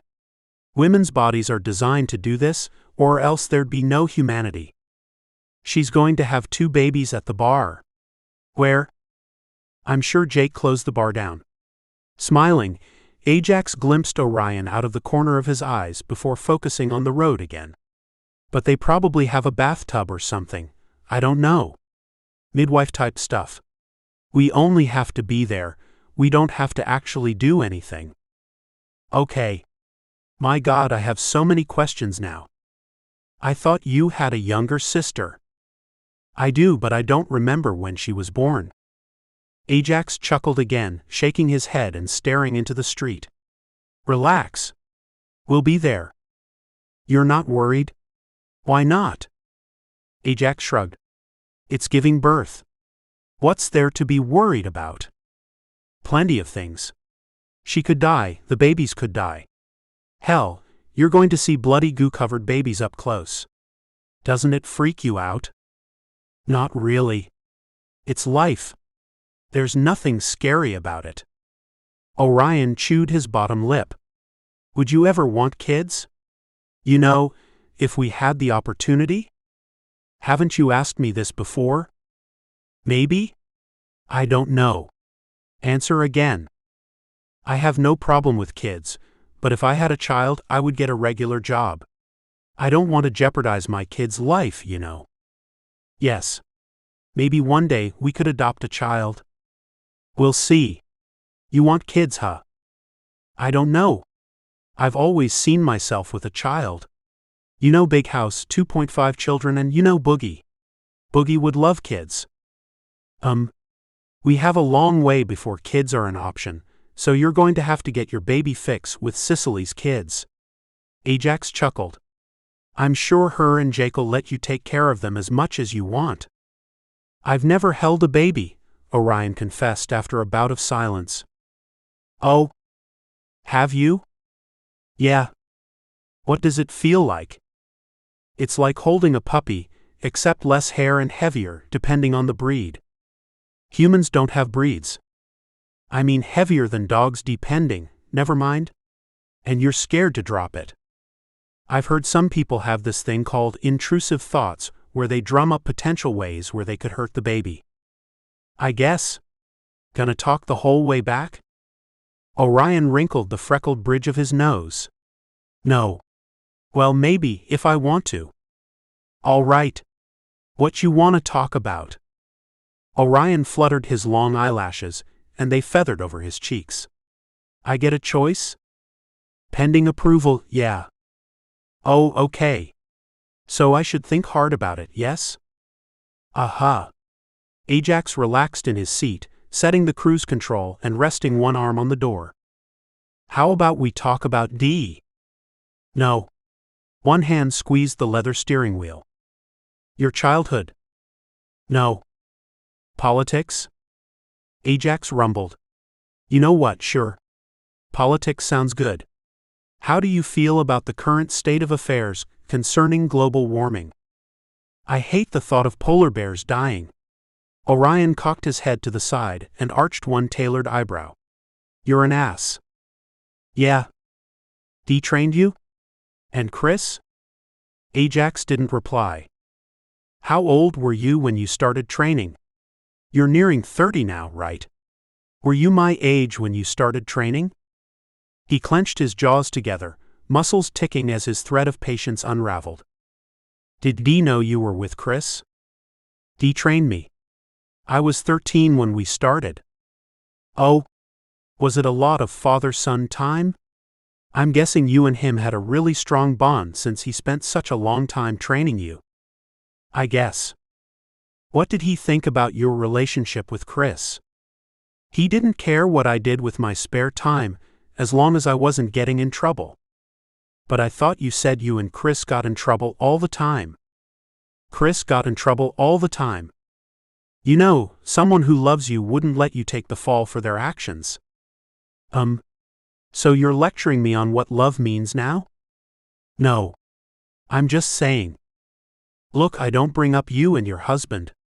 The hell you bringing up Chris for? Because I don't like him. He's not around for you to like or dislike.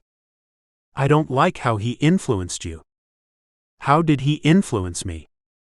Orion lifted his eyebrows. Your best friend died, and you didn't even cry at her funeral. So? Most people cry when their best friends die. People die, Orion. It's not something to get all teary-eyed about. Feelings and being emotional makes you weak. Weak like how you punched a guy at a wedding? Are you getting at something? Is there a point to this conversation? Ajax snarled. Tight fists twisted the steering wheel, and it groaned under the force. Jay. Orion sighed, leaning across the seat and pressing his lips into Ajax's temple. Orion settled in his seat again and stared out the window. Ajax turned on the radio, adjusting the volume to a low hum as silence lingered between them, and it was 3 hours before Orion ended the silence. What do you think about Jake and Sicily naming the babies D'Angelo and Christian? I like it. He told me months ago before they knew they were having twins, Ajax said. Okay. Yeah. And they were silent again, until Ajax rolled into Jake's establishment and turned off the vehicle. He gripped the gear shift and peered at Orion, thumbing the plastic handle. Orion shoved his feet in his shoes, lacing them and adjusting the knots. His hair fell across his shoulders, spilling over them with every inch Orion bent deeper. He curled his hair behind his ear, exposing his concentrated features. What is it, Jay? I know what love means. Okay. You know I would never lay a hand on you, right? Yes, Jay. And I'd destroy someone who did, right? This statement has been proven true, yes. Ajax sat back in his seat, folding his arms across his chest. Are we going inside? Orion glanced from Ajax to the dark entrance of Jake's bar. I want to say something. Okay, then say it. Ajax bit the inside of his cheek. He released his arms and slid his palms down the top of his jeans, gripping his kneecaps. Working on it. Okay. Ajax parted his lips, exhaling a rush of warm breath as words to an improper sentence danced on his tongue. He surveyed the area, fixating on the crisscrossed pattern on the side of Jake's tavern. His eyes traced it until the panel stopped, and the pattern disappeared as he ran his tongue along the front of his teeth. All right. Remember when I asked you about marriage a couple months ago? I remember. Well, the wedding was a lot. A lot of what? A lot of stuff. It was overwhelming? There were too many people? You seemed to handle the amount of people perfectly fine. No. The people were whatever. I mean, seeing you up there with the flowers and the speech guy between us. It was a fucking lot. Are you no? No? Orion pinched the bridge of his nose, closing his eyes. He rubbed his fingers over his eyes and moaned. You're not proposing, are you? Like, you're not doing this right now, are you? I already said I don't want to get married ever again, and you seemed okay with this fact. Besides, why do you even want to get married? It literally means nothing in our case. We're both illegal and we're gay, so what are we gaining from marriage exactly? It's not about gaining something. You already know what's mine is yours. Oh. Okay, so this is actually about having a wedding. Wow. Okay. Right. Your friend is having a baby. I know. Orion ripped open the passenger door, setting one foot on the ground before turning back to Ajax. I can't believe you even want to get married. This is why you've been upset? You're upset because I said I don't want to get married, so you're picking fights with people and being pissed off? No, Rye. His words clogged in the strict confines of his throat. Okay, well. Orion glimpsed his face. Well, Sicily and Jake are having babies, and we need to focus on them right now. You and I can have this conversation later. There's no conversation, you don't want to get married. Let me think about it, okay? Just yeah. Let me think. Orion rubbed his forehead, wrinkling his eyebrows again. For now, let's go support your friends. They're your friends too, Ajax rumbled, climbing out of the vehicle and following Orion to the door. He fumbled with his keys and inserted an old brass key in the lock, turning it and twisting the knob. He shouldered the door, lifting it on old hinges before it swung open. He needs to fix this door. Orion rolled his eyes as he slithered inside between Ajax's body and the weather-treated wooden wall. A frantic, messy-haired Jake staggered down the stairs. Good, you guys are here. He wrung a wet towel in his hands. We're having babies today. Ajax rested a hand on Orion's shoulder, squeezing it. His features softened when he looked on Jake again. Yeah. D'Angelo and Christian, right? Yeah. Where's Mama? Oh, Sissy's upstairs. Master Suite. The doula and her are up there doing something. Playing cards or something. I don't understand how they just sitting there like that. Told you this thing doesn't move fast. Ajax chuckled. I like cards. What were you about to do? I don't know. I was thinking of starting the menu for tomorrow. Can't sit up there just waiting. I'll help. Orion perked up, a smile brightening his face. And we can check in every 30 minutes, right? He nodded as he looked at Jake. Yeah, we can check up every 30 minutes. Jake nodded. Orion took his hand and led him across the empty room to the bar. Tell Sicily hi for me, Jay. Yeah. Ajax jogged up the stairs, following the hallway until he heard heavy breathing, rhythmic talking, and lyrical music. The door was ajar, but he knocked anyway. Then he pushed the door open a little more. Orange candlelight illuminated the dark room, and his booted feet crunched on clear plastic. Hey, Jay. Sicily panted from a squatting position on the floor. She rocked her hips and dropped her head back on rolled shoulders. Her frizzy black hair clung to her sweaty cheeks. "When did you get here?" An older woman massaged Sicily's upper back and looked over Ajax, offering a curt nod. "Breathe," she cooed to Sicily. "We just walked in. Rye's downstairs with Jake. He's freaking out a bit." "Ooh, Orion?" Sicily sighed. "Him too. How's it coming?" "About 10 centimeters. She's almost ready to push. We covered everything with waterproof plastic, so she has the space to move around. We even have a tub for her, if she likes." The woman motioned to a blue, inflated kiddie pool. "The warm water can soothe contractions." "Yeah," Ajax rumbled. "I'll take over for you." He moved over to Sicily and touched her shoulder, glancing between the pregnant woman and the birthing coach. "If Sicily doesn't mind." "Oh no. We've known each other for decades," Sicily moaned again, rubbing her distended belly. Her navel was a mountain among plains, popping out of her smooth, tawny skin. Ajax squeezed her shoulders, pressing his thumbs into her back and moving them in a circle. "Never thought you'd be one for kids, though." "Ah. Well, Jake. He's always wanted children of his own." She rested her head on Ajax's shoulder, closing her eyes as another wave of contractions clenched her muscles. Her nails dented the bare flesh of her thighs before she lifted her shoulders in a deep inhale. She held her breath, then exhaled in a wavering sigh. "Very good." The older woman sat down at the table, peeking at the discarded playing cards. "The idea is to create a comfortable environment. The babies will come when they come." "Yeah. So no screaming and cursing. I want this baby to be welcomed into the world with calm and quiet, damn it." Sicily smiled at Ajax, cracking her eyes open. She rested a strong hand on his thigh, pushing herself to her feet and swaying back to the table.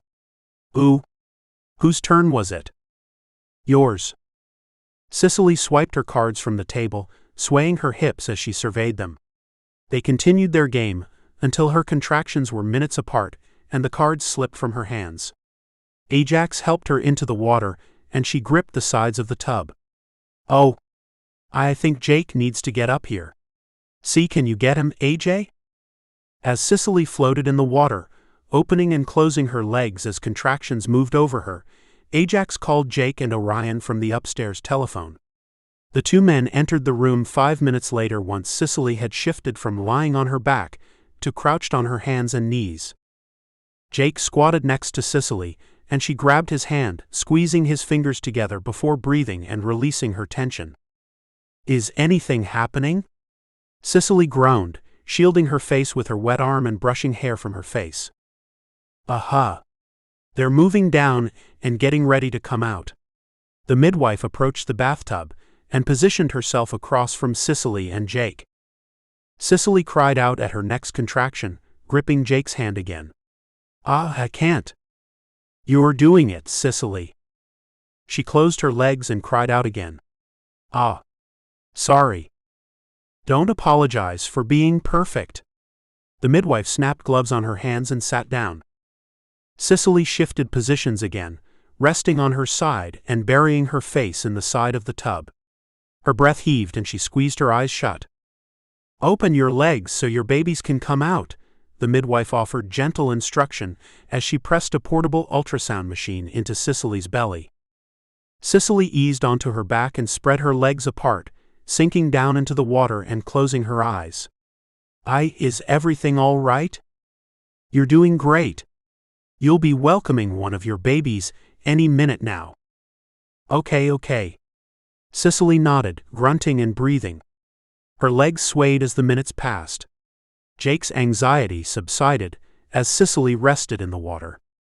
The older woman turned the lights off and motioned to seats for Ajax and Orion. They sat off to the side, out of the way of Sicily, Jake, and the older assistant. Ajax held Orion to him, petting his hair as the boy watched Sicily, Jake, and their wordless communication. Orion's green eyes stayed on the couple, his features enraptured by the experience. Sicily sat up on her knees again. Her face contorted and she exhaled in low, desperate groans, pressing her chin into her chest. "A baby is coming," she choked out. "A baby is coming. See, catch her." Sicily groaned again. Her arms sloshed in the water as she reached between her thighs. "You catch your baby." "I can't." "Oh." She sobbed. Her whole body quaked, and with wide eyes she reached down and pulled a violet creature with a tuft of brown hair from the water. She clutched it to her body as it gurgled. Watery noises played over the lyrical background music. "Oh my God," Orion whispered, swiping a rush of tears from his eyes and digging his face into Ajax's chest. Sicily swiped the baby's face, putting her mouth to it. "She's cleaning the airways," the midwife explained, voice soothing. She crossed her arms over her bosom, watching with a kind smile. The baby cried again, and Sicily sat back in the water combing its hair. She calmed the baby against her breasts. "Is it a boy or a girl?" Jake stroked Sicily's arm, kissing her shoulder. She opened the baby's legs. "It's a girl. It's Christian. Hi, baby." She clutched her baby again. Her reprieve was short, and after 10 minutes they cut and clamped the umbilical cord. She passed the baby along to Jake, and arched for the second one. D'Angelo rushed out of Sicily, and she scooped him from the water, confident after her first delivery. His cries rang out, and Sicily exhaled a satisfied laugh as she sat back in the tub with her second child at her chest. Orion chewed his bottom lip, and looked from Jake to Sicily. "See, can I hold one of your babies?" He shuddered, as Sicily turned exhausted brown eyes up to him. "Of course." She beckoned him forward, kissing the top of D'Angelo's head. "Give me a second." Water-wrinkled fingers smoothed the boy's hair, combing it over his pinched face. The doula approached, severing the umbilical cord and clamping it. Then Sicily passed the vernix-covered baby to Orion, and he held it to his chest. "You're so pretty," he whispered, pressing trembling lips to the baby's forehead. Sicily smiled, and the birthing assistant helped her deliver the placenta, as Orion and Jake cradled the two babies. The older woman checked the placenta, before nodding to Sicily. "You did a wonderful job delivering two healthy babies. You're a good mom." Sicily beamed, despite exhaustion weighting her limbs.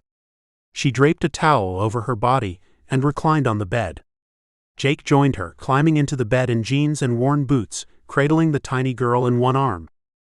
Orion rocked D'Angelo. "He's beautiful." He looked at Sicily. "Thank you for letting me attend his birth." "Can I get y'all anything?" Ajax rumbled, voice cracking from lack of use. He had been silent during the birth and silent after, keeping his eyes focused on Orion and the baby in his arms. Sicily combed Christian's fuzzy hair. "No thank you, AJ." Jake was speechless. Orion looked up. Do you want to hold the baby?" His cheeks flamed and he shrank into himself. "Nah." Ajax kissed the top of Orion's head. "You got it. I'll be right back." "How's the honeymoon? Seen the outside of the hotel yet?" Ajax laughed, cradling his cell phone between his shoulder and his cheek. "We saw it when we got in. I doubt much has changed. How are y'all?" "We good. Sicily had her baby 2 days ago. Rye's kind of obsessed. He's been with her and the doula midwife since it happened." "Aren't doulas and midwives different?" "Hey, I don't know. All I know is watching birth is oddly beautiful. Like, it's weird to see a vagina stretch so much, and the head kind of pops out and hangs there until the mom can push out the shoulders. But when the baby is fully born, and you see the excitement and relief and happiness on the mom's face, it's cool or whatever." "Yeah, man, I'll take your word for it." "Yeah, anyway. It's all good in the hood." Ajax shook his head, leaning back in the bed and watching Orion handle D'Angelo in one arm and a bottle full of pumped breast milk in the other. He beamed with pride almost as much as Sicily did. "Aight, well. Rain just finished her shower, so, I'll have to talk to you later. Keep me updated." "No problem." Ajax ended the call, and tossed the cell phone on the bed before regarding Orion. You steal him? No. Orion poked his tongue out. He cried for me. I'm the only one who can keep him quiet. Yeah, it's because you snatched him away as soon as he was born. She gave him to me. I didn't snatch him away. Don't be mean. Did you smell his head? Orion blinked. Why would I smell his head? Ajax shrugged. I heard baby smell is addicting, so I figured you smelled his head. No, I haven't smelled his head. And I am not addicted to him. He's just really cute. He makes these adorable noises when he eats, and basically all the time. Aha. Seriously? Do you want to hold him? You haven't held either of them since they were born. I've been doing other stuff like cleaning bottles and taking out stinky baby trash. Those tiny things go through about 100 diapers a day. You're exaggerating. I'm surely not. Orion shifted as D'Angelo finished the bottle. Can you hold him a second while I get a cloth and a diaper? Ajax kicked himself off the bed, approaching Orion and scooping the baby into his arms. He held the infant close to his bare chest, and he looked down at Orion. We can adopt a newborn, you know. The smaller man fussed with a towel and diaper draped over the little desk in their room. I don't think we're ready for kids. When we are ready for kids, we can adopt. Orion looked at him, chewing his bottom lip. I think I'd like to adopt one day. Something feels right about having a baby. You'd make a good father. So would you. Orion wet his lips. Can I have baby back now? Take a break. Ajax grabbed the towel and spread it over his shoulder. He patted and rubbed the baby's back. I'm only doing the feeding.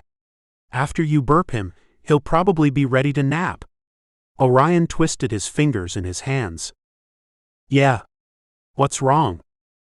And nothing. I've just never seen men want to hold a baby. You want to hold babies? Yes, but I'm different. Okay. Besides, I didn't ask to hold him, you gave him to me. True. You look good holding him. Probably inappropriate. It makes me kind of excited. Oh, and now I see why some women have several children. Besides liking babies? Ajax patted the baby's back until he spit up onto the cloth and stirred Booger from sleeping underneath the bed. He poked his black nose from under the lofted bed frame and wiggled his nose. Besides liking babies. Orion flashed a smile and stood on his toes, kissing Ajax's cheek. Are you going to take him to his bassinet? I'm going to give him back to his parents and take Boogs outside. Then I was thinking about checking out some jobs. You're not gonna move on the shelter situation until Rain gets back, right? I wrote notes about everything, but I haven't compiled my information with hers yet. Once she gets back, we were going to launch into our full sleuth investigation. Ajax nodded. All right then. When I get back, I'll look for some jobs. He kissed Orion on the mouth. Be right back, love. Ah, okay. Orion touched Ajax's side, scraping his nails against his bare skin before releasing him. Come on, Boogs. Ajax cradled the cooing baby in his arms as the dog emerged from under the bed, shaking the dust from his fur and trotting after him. He left Orion in the bedroom, closing the door behind him, and he strolled down the hall, joining Sicily in the nursery. Ah, there's my other baby. Sicily looked up from an antique rocking chair. Christian grunted and cooed as she sucked on her mahogany nipple. Yeah, all fed, burped, and ready for a nap. Booger posted himself at the entrance to the bedroom, flopping over right in front of the door as Ajax approached Sicily. Oh, thank you. Orion fed him? Yeah. He's been so helpful. I can't thank him enough. I'll let him know you appreciate his help. How are you feeling? Exhausted, of course, but it's to be expected, right? She patted Christian's back as the baby released her nipple and coughed a soft cry. She lifted the baby to her chest and rubbed the baby's back. Ajax deposited D'Angelo in a green bassinet as Sicily inched forward, standing to her feet. She paused when she stood and rubbed her forehead, reaching back down for the arm of the rocking chair. "You all right?" "Oh yes. I'm all right, just a little dizzy is all." "You sure?" Ajax collected Christian from Sicily's arms. "Maybe you should sit again." No, it's fine, I promise." Sicily waved him away. "Don't worry about me." She stood again, but her legs buckled this time and she fell backwards into the chair. "Is the midwife still here?" "No, she stepped out early this morning. She was going to return later tonight." Ajax placed Christian in a yellow bassinet and approached Sicily. He pressed the backs of his fingers to her forehead with a frown. "Your skin is clammy." He squeezed her fingers in his hands. "And your fingers are ice cold." I know?" "Does the midwife know?" Sicily nodded. "And?"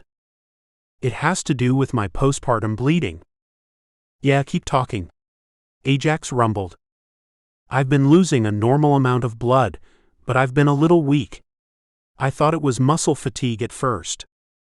"She think you should go to the hospital?" "No, well, she said it was my choice." Sicily shook her head. "I think I'll be fine." "She thinks I'll be fine too." "Did she say you'll be fine?" His voice roughened. "Ajax? I'm fine, I promise." He wet his lips, staring at her ashen features. "I don't think so. Maybe you ain't losing too much blood, but I'd feel better if you went to the hospital anyway." Sicily peered down at the two sleeping babies, and then rolled her eyes up to Ajax. "You're being overprotective." "No, I'm not. Your body ain't nothing to play with. Me and Orion can handle the babies, easily, but you need to make sure you get the care you need." Sicily closed her eyes. "What are you going to tell the midwife?" "I'll tell her you weren't looking good, so I called an ambulance for you. Jake's with you, and Orion and I are watching the babies." "What will they eat?" "They've had my milk this whole time." "How am I going to pump?" "How are you going to get the milk?" Ajax looked down at the babies. "We can supplement with formula, along with your milk." "No, my milk is best." "You have no idea what's in formula." "Sicily." Ajax clenched his jaws. "I'll let Orion pick the formula. He's all into the organic free-range thing. He'll pick the thing closest to your milk possible. We'll come to the hospital with you. We'll pack them in the car and follow the ambulance so you can nurse there, but I think you need to go." She chewed her full bottom lip, reaching down and petting Christian's thin curls. "If it's nothing, you can smack me for being overprotective, but Sissy, I've lost too many people, and I don't want to lose you too." "Lord Ajax?" "All right." She shook her head. "I'll pack a bag while you call the ambulance." "Good. I'll have Orion pack for the babies. He'll want an excuse to hold D'Angelo again anyway." Sicily chuckled. Ajax's lips tugged into a smirk. "Thanks. I'm sure it's nothing but better there than here." He stepped out of the room, retrieving his cell phone from his pocket and putting it to his ear. He gave the dispatcher their address and explained the situation before ending the call and entering his room again. Orion looked at Ajax through the glossy black computer screen, and Booger lifted his head from the floor. "What took you so long?" "Sicily's going to the hospital, and we're going to watch the babies." "I need more information. Is this an emergency? Should I be concerned?" Orion jumped out of his seat, gripping the backrest. "Is she okay? What's happening?" "Dunno. She was dizzy when I was in there. Dizzy and gray kinda. She didn't look good. Midwife says she's not losing too much blood, but I'd rather be safe than sorry. Plus, coulda just started. Apparently the midwife went out today, so who knows how long she's been bleeding heavy." Orion blinked. How is she bleeding?" Ajax screwed up his features. From her vagina. After birth, women kind of bleed for a while." "They do?" "Yeah. I mean, I don't know for how long or anything, but I've had to buy postpartum pads for the shelter, so it's a thing. Anyway, she's looking gray like you do when you get shot. Could be shock, could be too much blood loss. Either way, I think she should go to the hospital. I agree. What should I do? Pack a bag for the babies. She's concerned about breastfeeding, so I told her we'd take the babies up there for her, but we should probably give a bit of formula or something. Orion wrinkled his nose.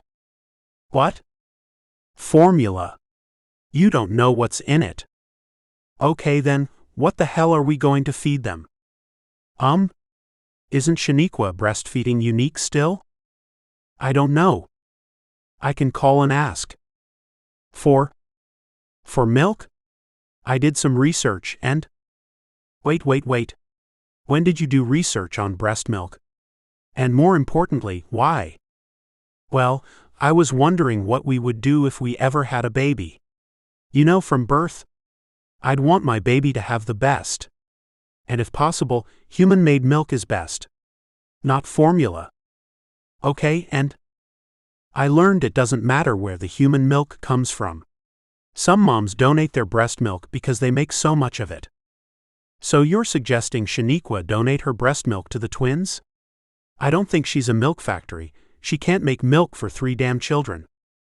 We can still ask. Even a little breast milk is better than nothing. What if Sicily doesn't want to share milk with Shaniqua? I mean, it's kind of weird, dude. I'll talk to them both. You're fucking weird. I love you though. Ajax shook his head. I might go put the car seats in the hatchback. Jake's going to drive his own car to the hospital too. Okay. Should I call Shaniqua now or wait? I don't know when's the best time to call someone about their breast milk.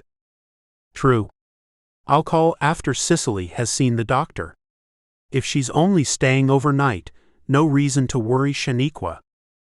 Yeah. All right. Pack bags for us. He left the bedroom, transferring the car seats to the hatchback the way they had practiced with the midwife. When the ambulance arrived, Ajax traded places with Sicily, and she left him in the master bedroom with the 2 babies, walking alongside Jake to the ambulance. Ajax and Orion left after Orion finished packing 2 separate bags, and Ajax changed diapers and tucked both babies in the vehicle. With updates from Jake, they followed the ambulance into the town and posted themselves in the lobby on the 3rd floor. Baby carriers flanked by bright-covered duffel bags sat at their feet. Orion crossed his legs and unhooked D'Angelo from his carrier, rocking him in his arms. Okay, so we have 1 serving of breast milk each. I figured they'd want it once we got settled. Sure. Christian stirred in her carrier, and Ajax picked her up, resting her against him as her olive face contorted with a yawn. She cooed and grumbled. Help me feed and burp them, then you should check on Sicily. Yeah. Ajax supported Christian's head. He swirled the bottle in a circle and presented it to the baby's lips. Christian's tiny fingers brushed over Ajax's coarse skin. Her nails scraped him as she drained the bottle of nutrients. Her puffy eyelids drooped over pool blue eyes. When she was finished, Ajax burped her before tucking her back in the carrier and looking at Orion. Orion rubbed the bridge of D'Angelo's nose, and the baby curled his fingers around Orion's hand. He's done, but I'm going to hold him a little longer. Yeah, okay. I'm going to go check on Sicily. Orion nodded, and Ajax stood and strolled past the nurse's station to room 324. He knocked on the door and pushed it open. Jake? Sicily. Jake greeted him at the door. Hey kid. His eyes were red with tears. How is she? Can't figure it out.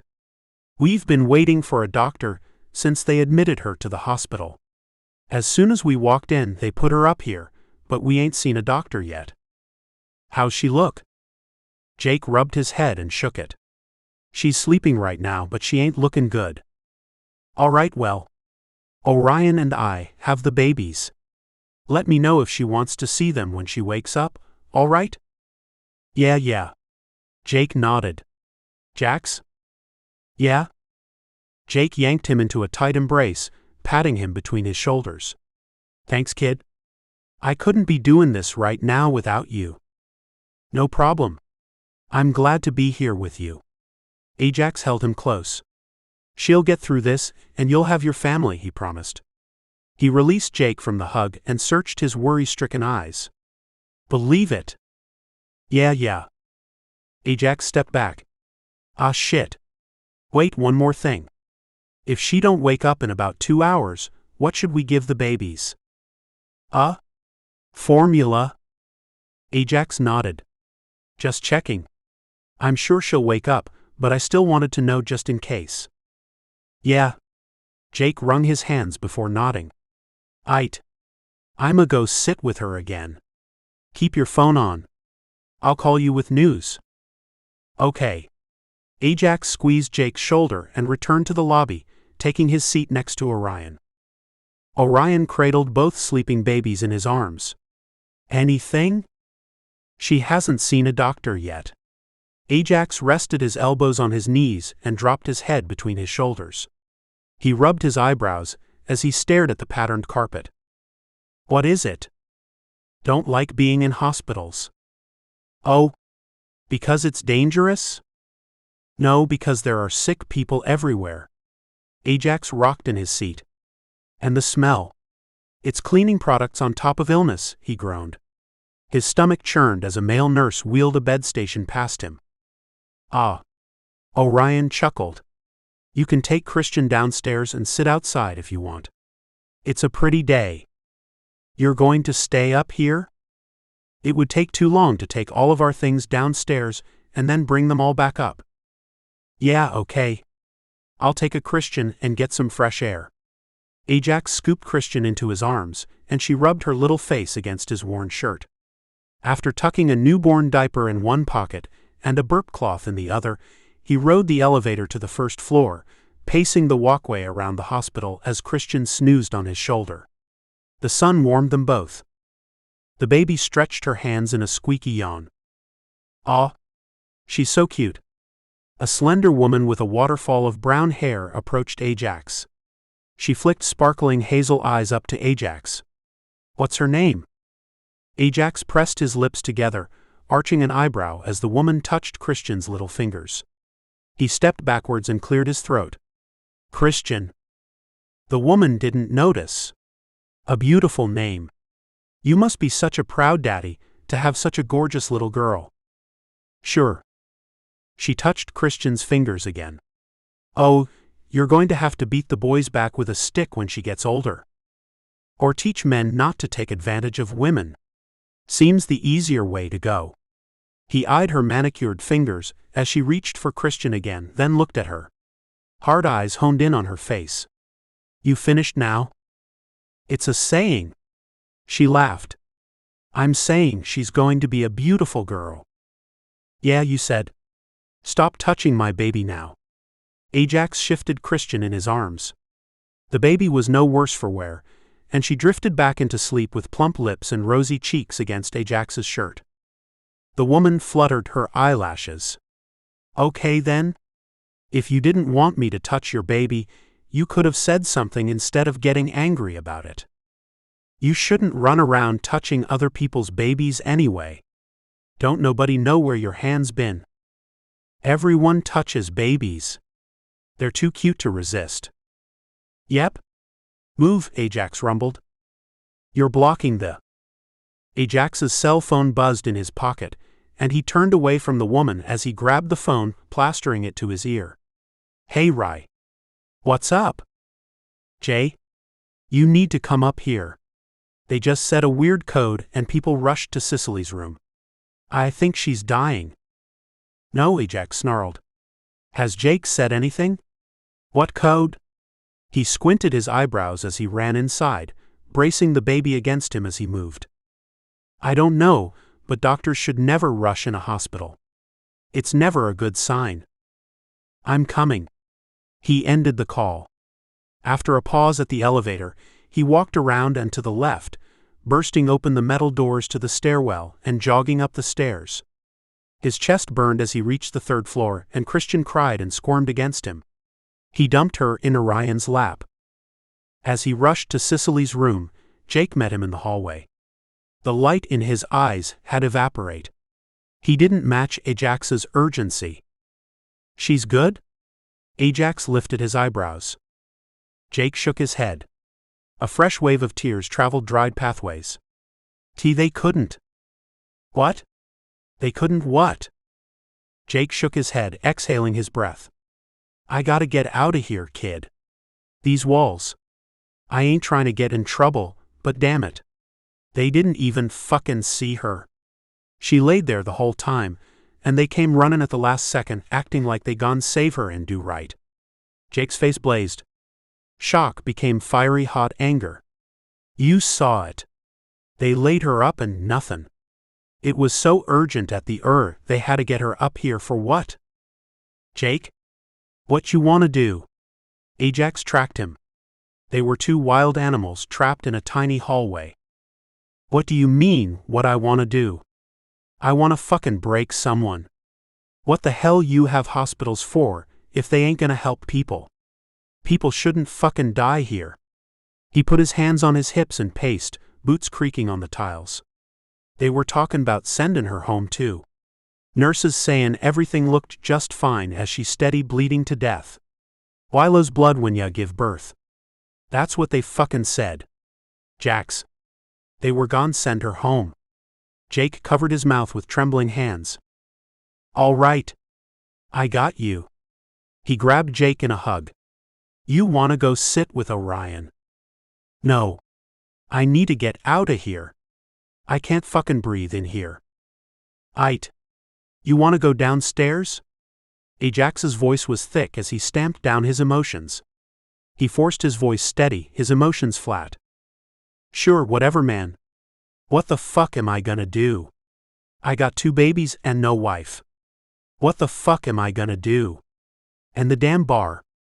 I got 2 babies, no wife, and a damn business. Jake?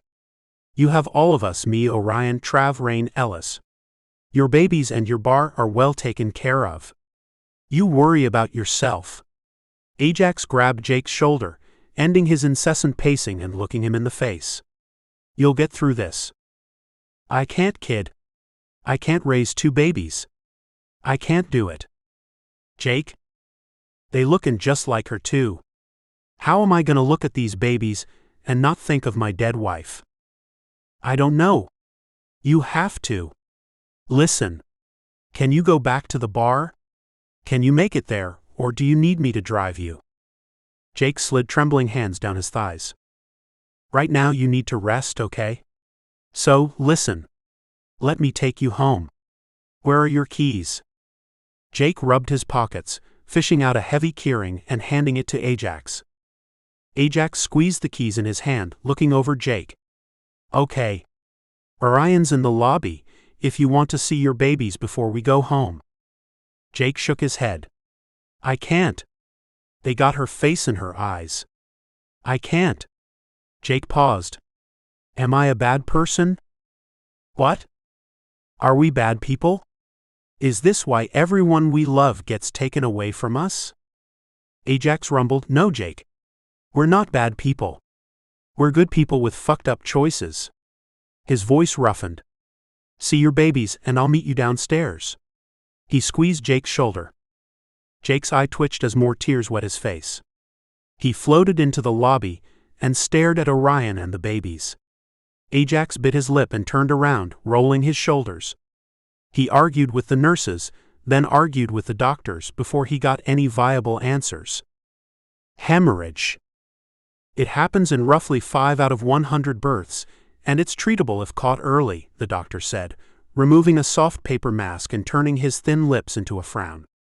His eyes were blue steel, and his features were impenetrable. If Jake had brought her in earlier, they could have saved her. The doctor nodded as he spoke, apologized for Ajax's loss, and breezed past him. Ajax lingered outside the door to her room, listening to the nurses shuffle around and their low murmuring voices. His arms crossed his chest as women left the room and new women came. "Oh, it's you again." A brown-haired woman stopped in front of Ajax. He recognized her eyes and her bone-straight hair. She combed it behind her ears and slid latex gloves on her hands. Her name tag read Eileen. Again? Ajax blinked. Oh. Listen. You're an asshole still, but I'm sorry for your loss.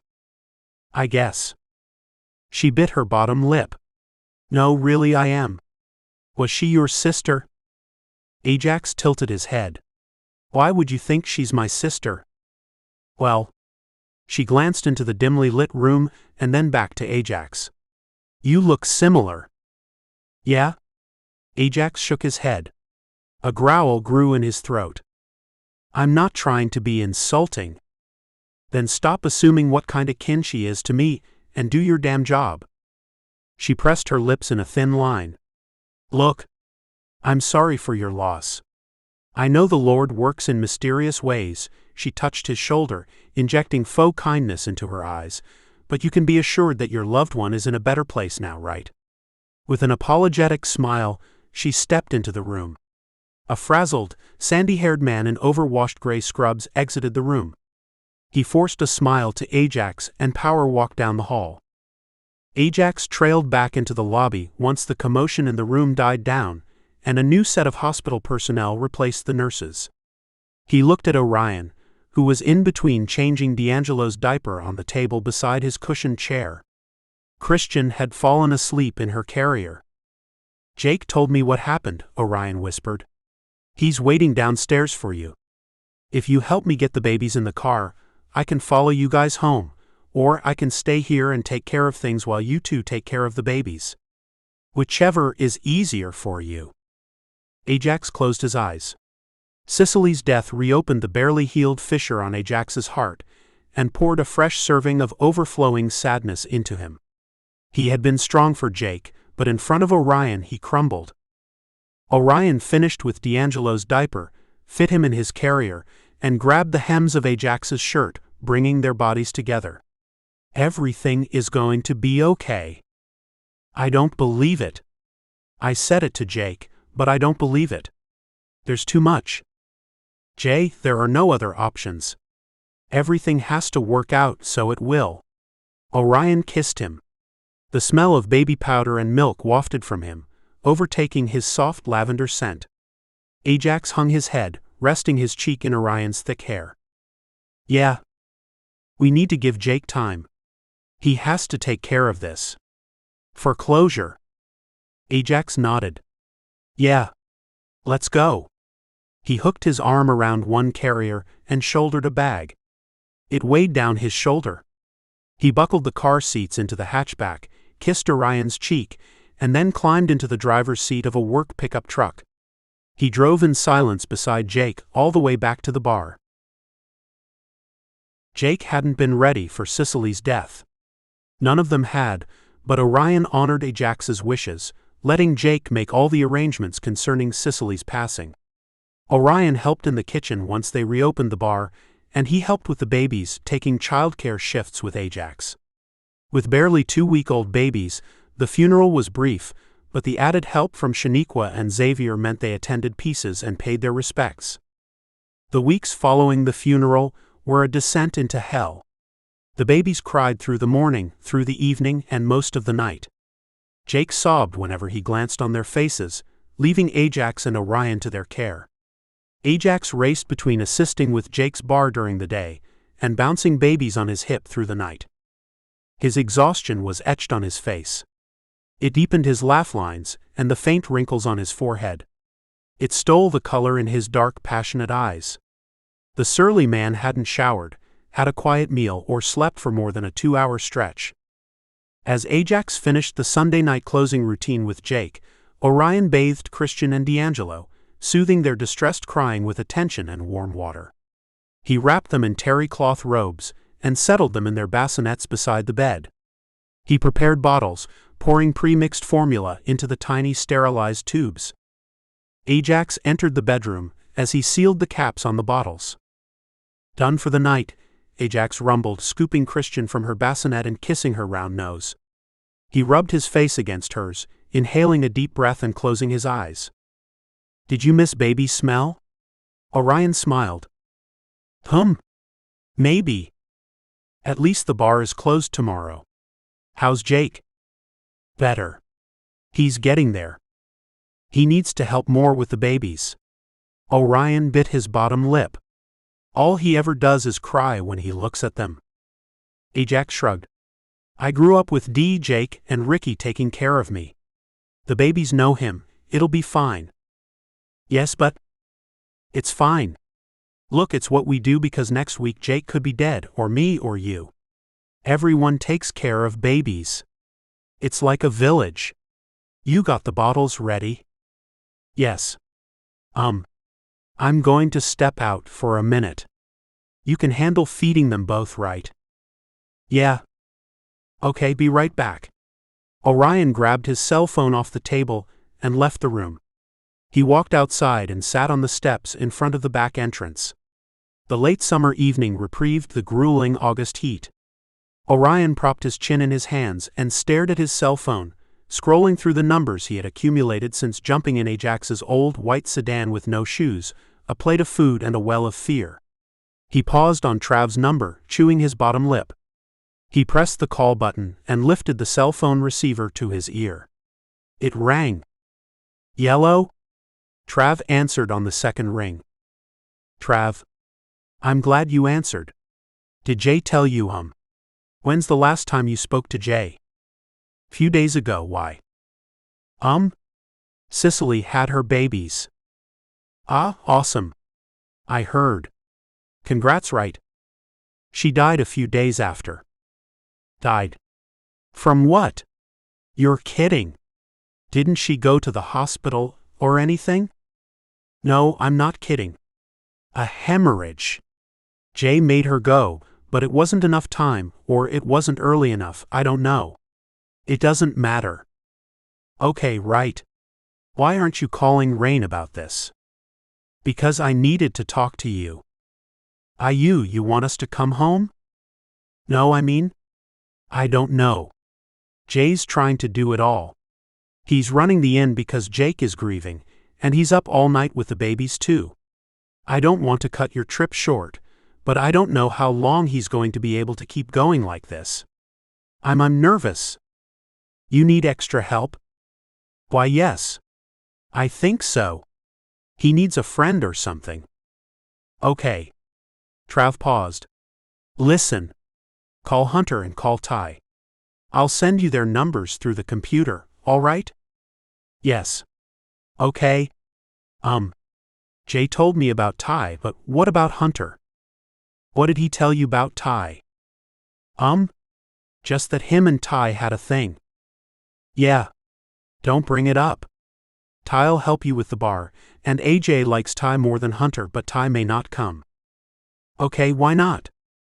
Shit went down with Ty and Chris is all, but try him. He may not know about Kai either. Okay. And Hunter? He can do whatever you need, but he's not the guy to help with babies. He can do some simple stuff, watch them when they're asleep, but don't plan on him doing feedings and changing diapers. Is he a good person?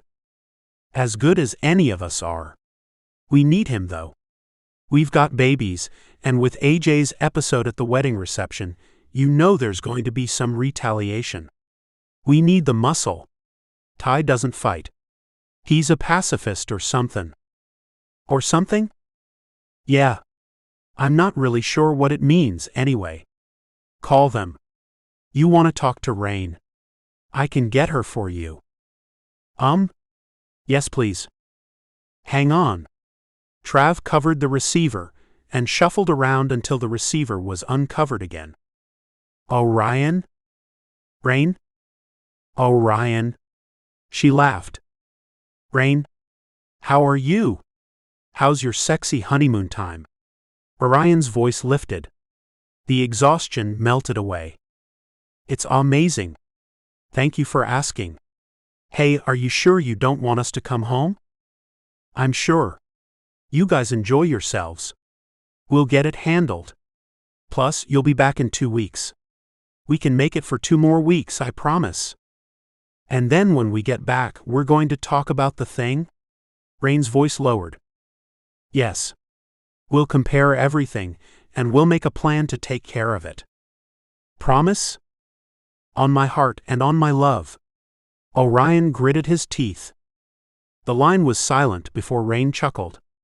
You got a little cheesy just then. I know, but it's true. No more deaths. This Brody-Ajax feud has gone on too long.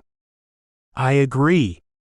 Rain covered the cell phone receiver and hissed at Trav before uncovering it again. Okay, I have to go. Miss you. I'll see you in a few weeks. Okay. Miss you too. He ended the call and pressed the cell phone to his lips. He glanced at the inky sky, counting the splattering of stars before remote accessing his computer through his cell phone. He uncoded Ty's number and dialed it, putting his cell phone to his ear again. Ty answered on the first ring. Hello. His voice was as deep as Ajax's but lacked menace. Who is this?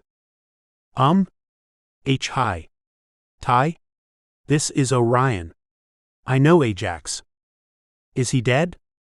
No. He gave a rumbled sound of approval. What do you want? Trav told me to call you. We need help. Brody's dead, Kai's dead, Ricky's dead, Sicily just died after giving birth to twins. The shelter was set on fire. In that order? And no. I killed Brody. The fire killed your sister and Ricky. Sicily died from a hemorrhage. Silence met him on the other line. Say something, Orion demanded. I'm not in it anymore.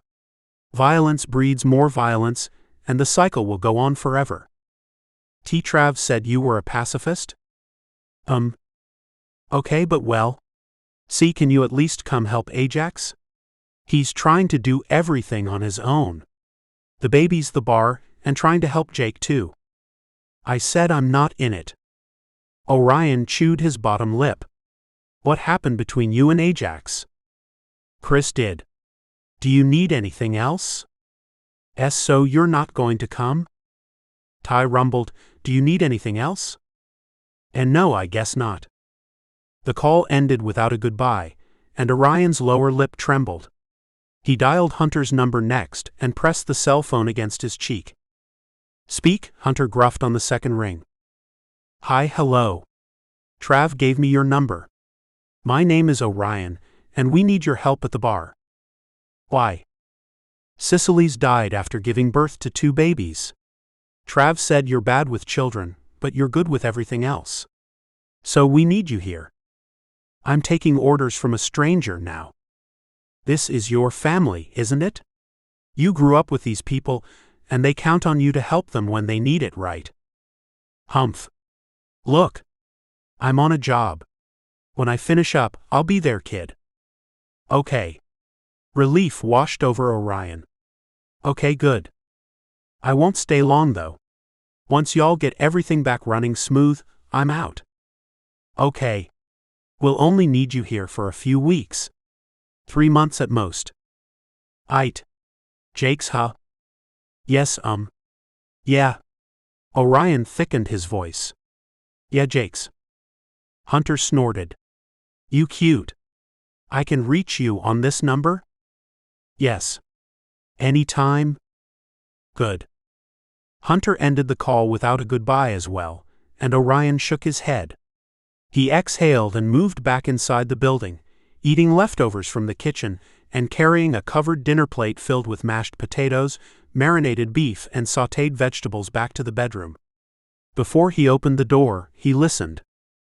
The room was silent, except for the low hum of the white noise machine Sicily received at her baby shower. Orion tiptoed into the suite, placing the food in the mini refrigerator before entering the bedroom. His eyes landed on Ajax nestled next to the babies. They were in their high-sided baby nests, and Ajax had curled around them, one arm supporting his head and the other arm stretched out to the closest baby. Orion smiled, stripped down to his briefs and crawled into bed across from Ajax, looking into his face and settling around the second baby. He watched the rise and fall of his strange family's chest. Ajax's shoulders expanded with each deep breath he inhaled. Christian and D'Angelo's fat pink bellies rose and fell too, and Orion rubbed his face against his pillow. Tears sprang to his eyes and skated down his cheeks. "I love you," he whispered to all three of them, "and I'm the luckiest person in the world to have known you." He brushed D'Angelo's fine curls and kissed the top of his forehead before lying down again and closing his eyes for sleep. Ajax washed bottles in the industrial dishwasher on the first level of Jake's bar. He rubbed sleep from his eyes as he scrubbed and boiled the glass containers and matching tops. Christian rested on a mat in the kitchen, kicking her feet as she rested on her belly. The bar was closed, so the kitchen was empty except for them. Orion had gone for a run with D'Angelo in a stroller. Jake had slept late. And there was a demanding knock at the door. Christian burst into choked cries. "Damn it," Ajax snarled, scooping Christian into his arms. He clutched her to his bare chest as he walked through the bar to the front door, unlocking it and pushing it open. "We're close, Ty." Ajax fluttered his eyelashes and combed his fingers through his tight curls. "Hey," Ty's deep voice rumbled. A light smile lifted the corners of his pink lips. "Can I come in?" "Why, yeah. Of course." Ajax stepped back, wide eyes locking on Ty's burly form. Tattoos painted his thick arms and his shirt clung to his toned chest. A backwards baseball cap covered his short-cropped hair. "How long you been out?" "A few years." "I wrote you." "I know." Ajax clenched his jaws. "Why didn't you reply?" "This isn't a conversation we should have right now." "Why are you here?" "Orion called me. He said you were working yourself too hard." Ty looked Ajax up and down, and Ajax shivered, looking away from the other man. "I'm here until y'all get back on track. I won't stay." "Okay." "As I told Orion, I'm not in this life anymore. It could be different now, if you stayed." Ty dropped his duffel bag on the bar counter, glancing over his shoulder at Ajax. "I wish you were right, but I'm too different now. I came because I love you." "Love?" "Loved," Ty corrected himself. He tipped his head to Christian. "Cute baby. You always loved kids." "Why, yeah. They named her Christian." Ty nodded. "You look good, and Orion really loves you." Ty glanced over Ajax's head. "I'm glad you have him." "He does." "Me too." "Where's Jake?" "Upstairs." "All right." Ty grabbed his bag again, throwing it over his shoulder and jogging up the main staircase, leaving Ajax and Christian in the bar. Ajax looked down at the baby in his arms. "And you just met your Uncle Ty. You'll probably never see him again, but he's a good guy. If you ever need help, he's the guy." Ajax kissed Christian's cheek and returned to the kitchen, setting her down on her mat again and resuming his morning tasks. Orion returned to the bar, showering while Ajax fed the babies. Ajax bathed them in the sink and dressed them for a nap. Once they were settled in their bassinets, Ajax collapsed in the bed and flicked on the television. His eyelids drooped closed, but he dragged them open again. His pupils rolled around the blurry room. "You're falling asleep." Orion chuckled, toweling his hair as he emerged from the bathroom. Ajax cracked his eyes open and tilted his head at Orion. Water trailed down his bare body, disappearing in the growing dark curls between his thighs and on his chest. "I'm awake now." "I bet. I've been thinking." "Oh fuck," Ajax groaned, fluffing the pillows behind his head. "Ass." Orion smirked again. "I've been thinking you and I need more time to ourselves. There was this thing we were doing. It involved both of us naked at the same time." "Sometimes horizontal, sometimes vertical, sometimes in the bed." "Aha. Do you think Ty would babysit for a weekend, and maybe we could go somewhere?" "Maybe." Ajax's lips curled away from his teeth. "Where you want to go?" "I don't know. We could drive and stay in your roadside motorcycle hotels. We could eat apple rings and salt and vinegar chips." Orion approached the bed, running the towel over his tan body before discarding it. "Yeah? And you could fuck me as much as you want, whenever you want. I won't refuse you for the whole weekend." Orion bit his bottom lip. His cock grew between his muscular thighs. Ajax groaned, running his hand over Orion's leg up to his hip. However, I want to. The smaller man shivered, and a sly smile touched his face. Definitely, he murmured. I'll talk to Ty. Ajax sat up, lifting his chin and pressing his lips to Orion's. Orion moaned against his lips. His breathy noises tickled Ajax's ears. Now? Why, yeah. Sure. Now. Ajax cleared his throat, trailing his hand up Orion's spine before shifting him off his lap. He ran a hand through his lazy curls and paced the room, letting his excitement evaporate before he strolled down the hall and peeked into Ty's room. The door had been left cracked. I heard your footsteps, Ty called, so come on in. Ajax pushed the door open farther. Hey. Hi. Ty looked at him from over the pages of a book and through round frameless glasses. I didn't know you read. Habit I picked up in jail to stay out of trouble. What's up? Yeah. I'm sorry about how things went down. I should have said something. Ajax rubbed his head again. It's over, AJ. Ty closed the book and removed his glasses, leaning forward and squinting at Ajax. Thick eyelashes and prominent eyebrows cast a shadow over his eyes, but the yellow sunlight still gave them a twinkle. I should have said something too. I saw it, but I was afraid. Then I wondered what kind of person I was, to watch someone I cared about be controlled and manipulated by another person. I know you want to honor your memory of Chris, but I don't have to. Ajax sucked in his breath. I didn't. I know, but let me finish, and we won't discuss it again. Chris was a disgusting person, and I regret every time I noticed bruises on you and didn't speak. So I'm sorry. Right? Ajax studied the floor. Yeah. Well, I came to ask if you'd watch the kids for the weekend. Orion wants to go on a trip thing. Trip thing? Yeah. We haven't had much time to ourselves since the babies were born about a month ago. Ty smirked. All right. Jake and I can watch them, sure. T thanks? I think he's wanting to leave sometime Friday and get back Monday night. He nodded. When do Trav and Rain get back from their honeymoon? Soon. They, scheduled a job and wanted to spend a little time at Trav's place before coming back this way. Orion told them not to rush. Yeah.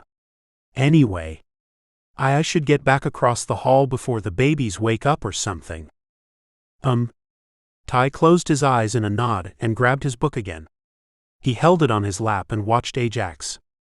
Yeah. Later. Ajax spun on his heels, bumping into the doorframe. He cursed and gripped the frame, rubbing his knee as Ty chuckled behind him. With burning cheeks, Ajax returned to his and Orion's suite. He flopped down on the couch, flicking his eyes to the small kitchen table where Orion sat in briefs with his laptop open. Orion glanced at him. Are you blushing? No. Wait. Do you still like him? Ty?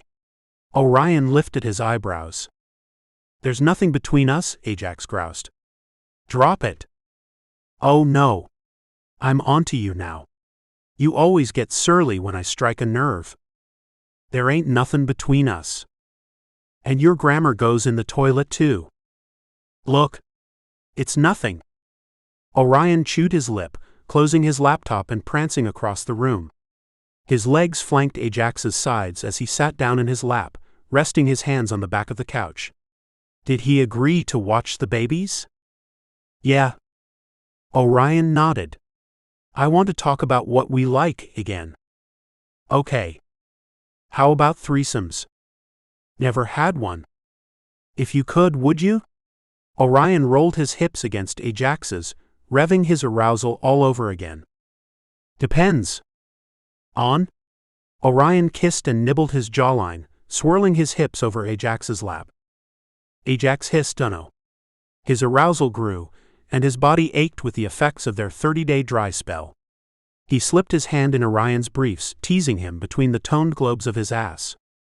Orion moaned. What about in the middle of Ty and me? The middle? Ajax's cock jumped between their bodies, and he melted back against the couch. Get a condom. I wanna fuck you before the babies wake up. Orion climbed off Ajax, dropping his briefs down his thighs and dashing into the kitchen. He returned a second later with a sparkling gold square wrapper and a handful of travel-sized packets of lubricant. His cock swung between his thighs as he stepped in front of Ajax again. Gee good. What were you saying? Ajax tore the condom open with his teeth and fished his cock out of his jeans. In the middle of Ty and me. Sure, Ajax groused. Once he slipped the condom on, he grabbed Orion, yanking him close and flipping their positions. In one smooth movement, Orion was face first into the back of the couch, and Ajax was bent over him. He bumped his cock against Orion's entrance and kissed his shoulder. The kids are sleeping, so you have to be quiet. Orion's eyelids fluttered, and he melted under Ajax. Cover my mouth then. He arched his back, twisting his body as he pressed his cheek into the woven cotton couch. Damn, Ajax groaned and kissed Orion's shoulder again, placing a hand over his mouth as he slammed his cock into his ass. His hand muffled Orion's cries and moans. His fingers dented Orion's flushed cheeks, imprinting his skin there. Ajax's other hand rested on his hip, locking him in place as he thrust into him again. Ah, Orion grunted into Ajax's hand. He snaked around under him, shifting his body to the left and right. His ass danced as his muscles clenched around Ajax's invasion. Fuck, Ajax groaned, muffling his voice against Orion's flushed skin. He browsed the triangles of his shoulder blades and the line of his spinal cord as he drilled into him, drowning in the subtle scent of pine wood and mint as he laved his tongue over Orion's skin. Orion shut his eyes, bracing himself on the back of the couch as each of Ajax's hard thrusts propelled him forward. He spread his legs more and his ass sank into the couch. His back curved further and Ajax thrust in deeper. Ah. Yeah? You like it? He reached between Orion's sweaty thighs, grabbing his swinging cock in his hand, massaging Orion's soft flesh with his thumb. Orion moaned against his hand. His back arched and then bowed again, and he worked his hips against Ajax. He pushed them forward into his teasing hand and then back. His smooth ass slid against Ajax's rough body. The wet sound of skin slapping skin broke their gravid silence.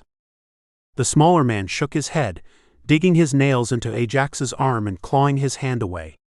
His moan was long and wavering when Ajax uncovered his mouth. Close, Orion sobbed. Oh. So close. He ran his other hand along his own body, gripping Ajax's other wrist. This hand trembled. See, can I come? Orion's whole body flushed.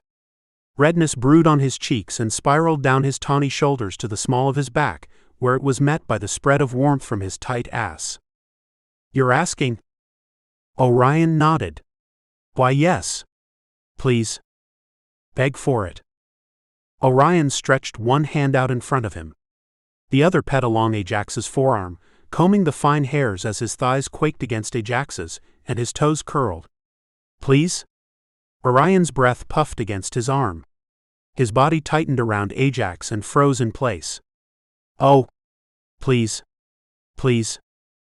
Ajax groaned, dropping his head back on his shoulders as the seed of his own orgasm grew between his hips.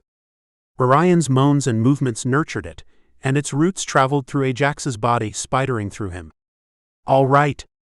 Come, he snarled, squeezing Orion's cock. Ah. Why, yes. Orion tucked his face away as his features went slack. Ajax yanked Orion's head back up, gripping his damp blonde locks and exposing the length of his neck. His Adam's apple danced over another moan, and his body convulsed under Ajax. His ass tightened and pulsed, and his cum dribbled from the head of his cock over Ajax's fingers and onto the couch. Oh.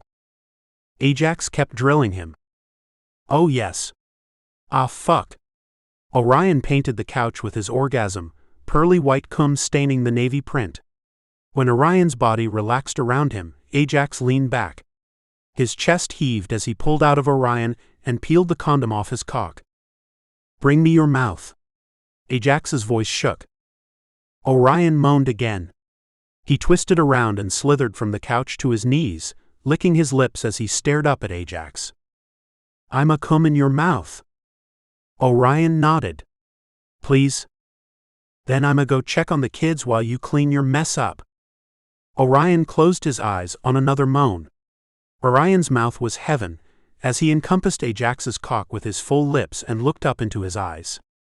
Ajax guided himself into Orion's mouth until his fingers bumped Orion's lips. He moved his hand, and Orion sucked the rest of him past his glistening lips. A moan rattled Orion's throat and sent vibrations up Ajax's length. He looked away as Orion devoured him, stroking his length and swirling his tongue over sensitive skin. "I'm coming," Ajax grunted. He pulsed in the confines of Orion's mouth.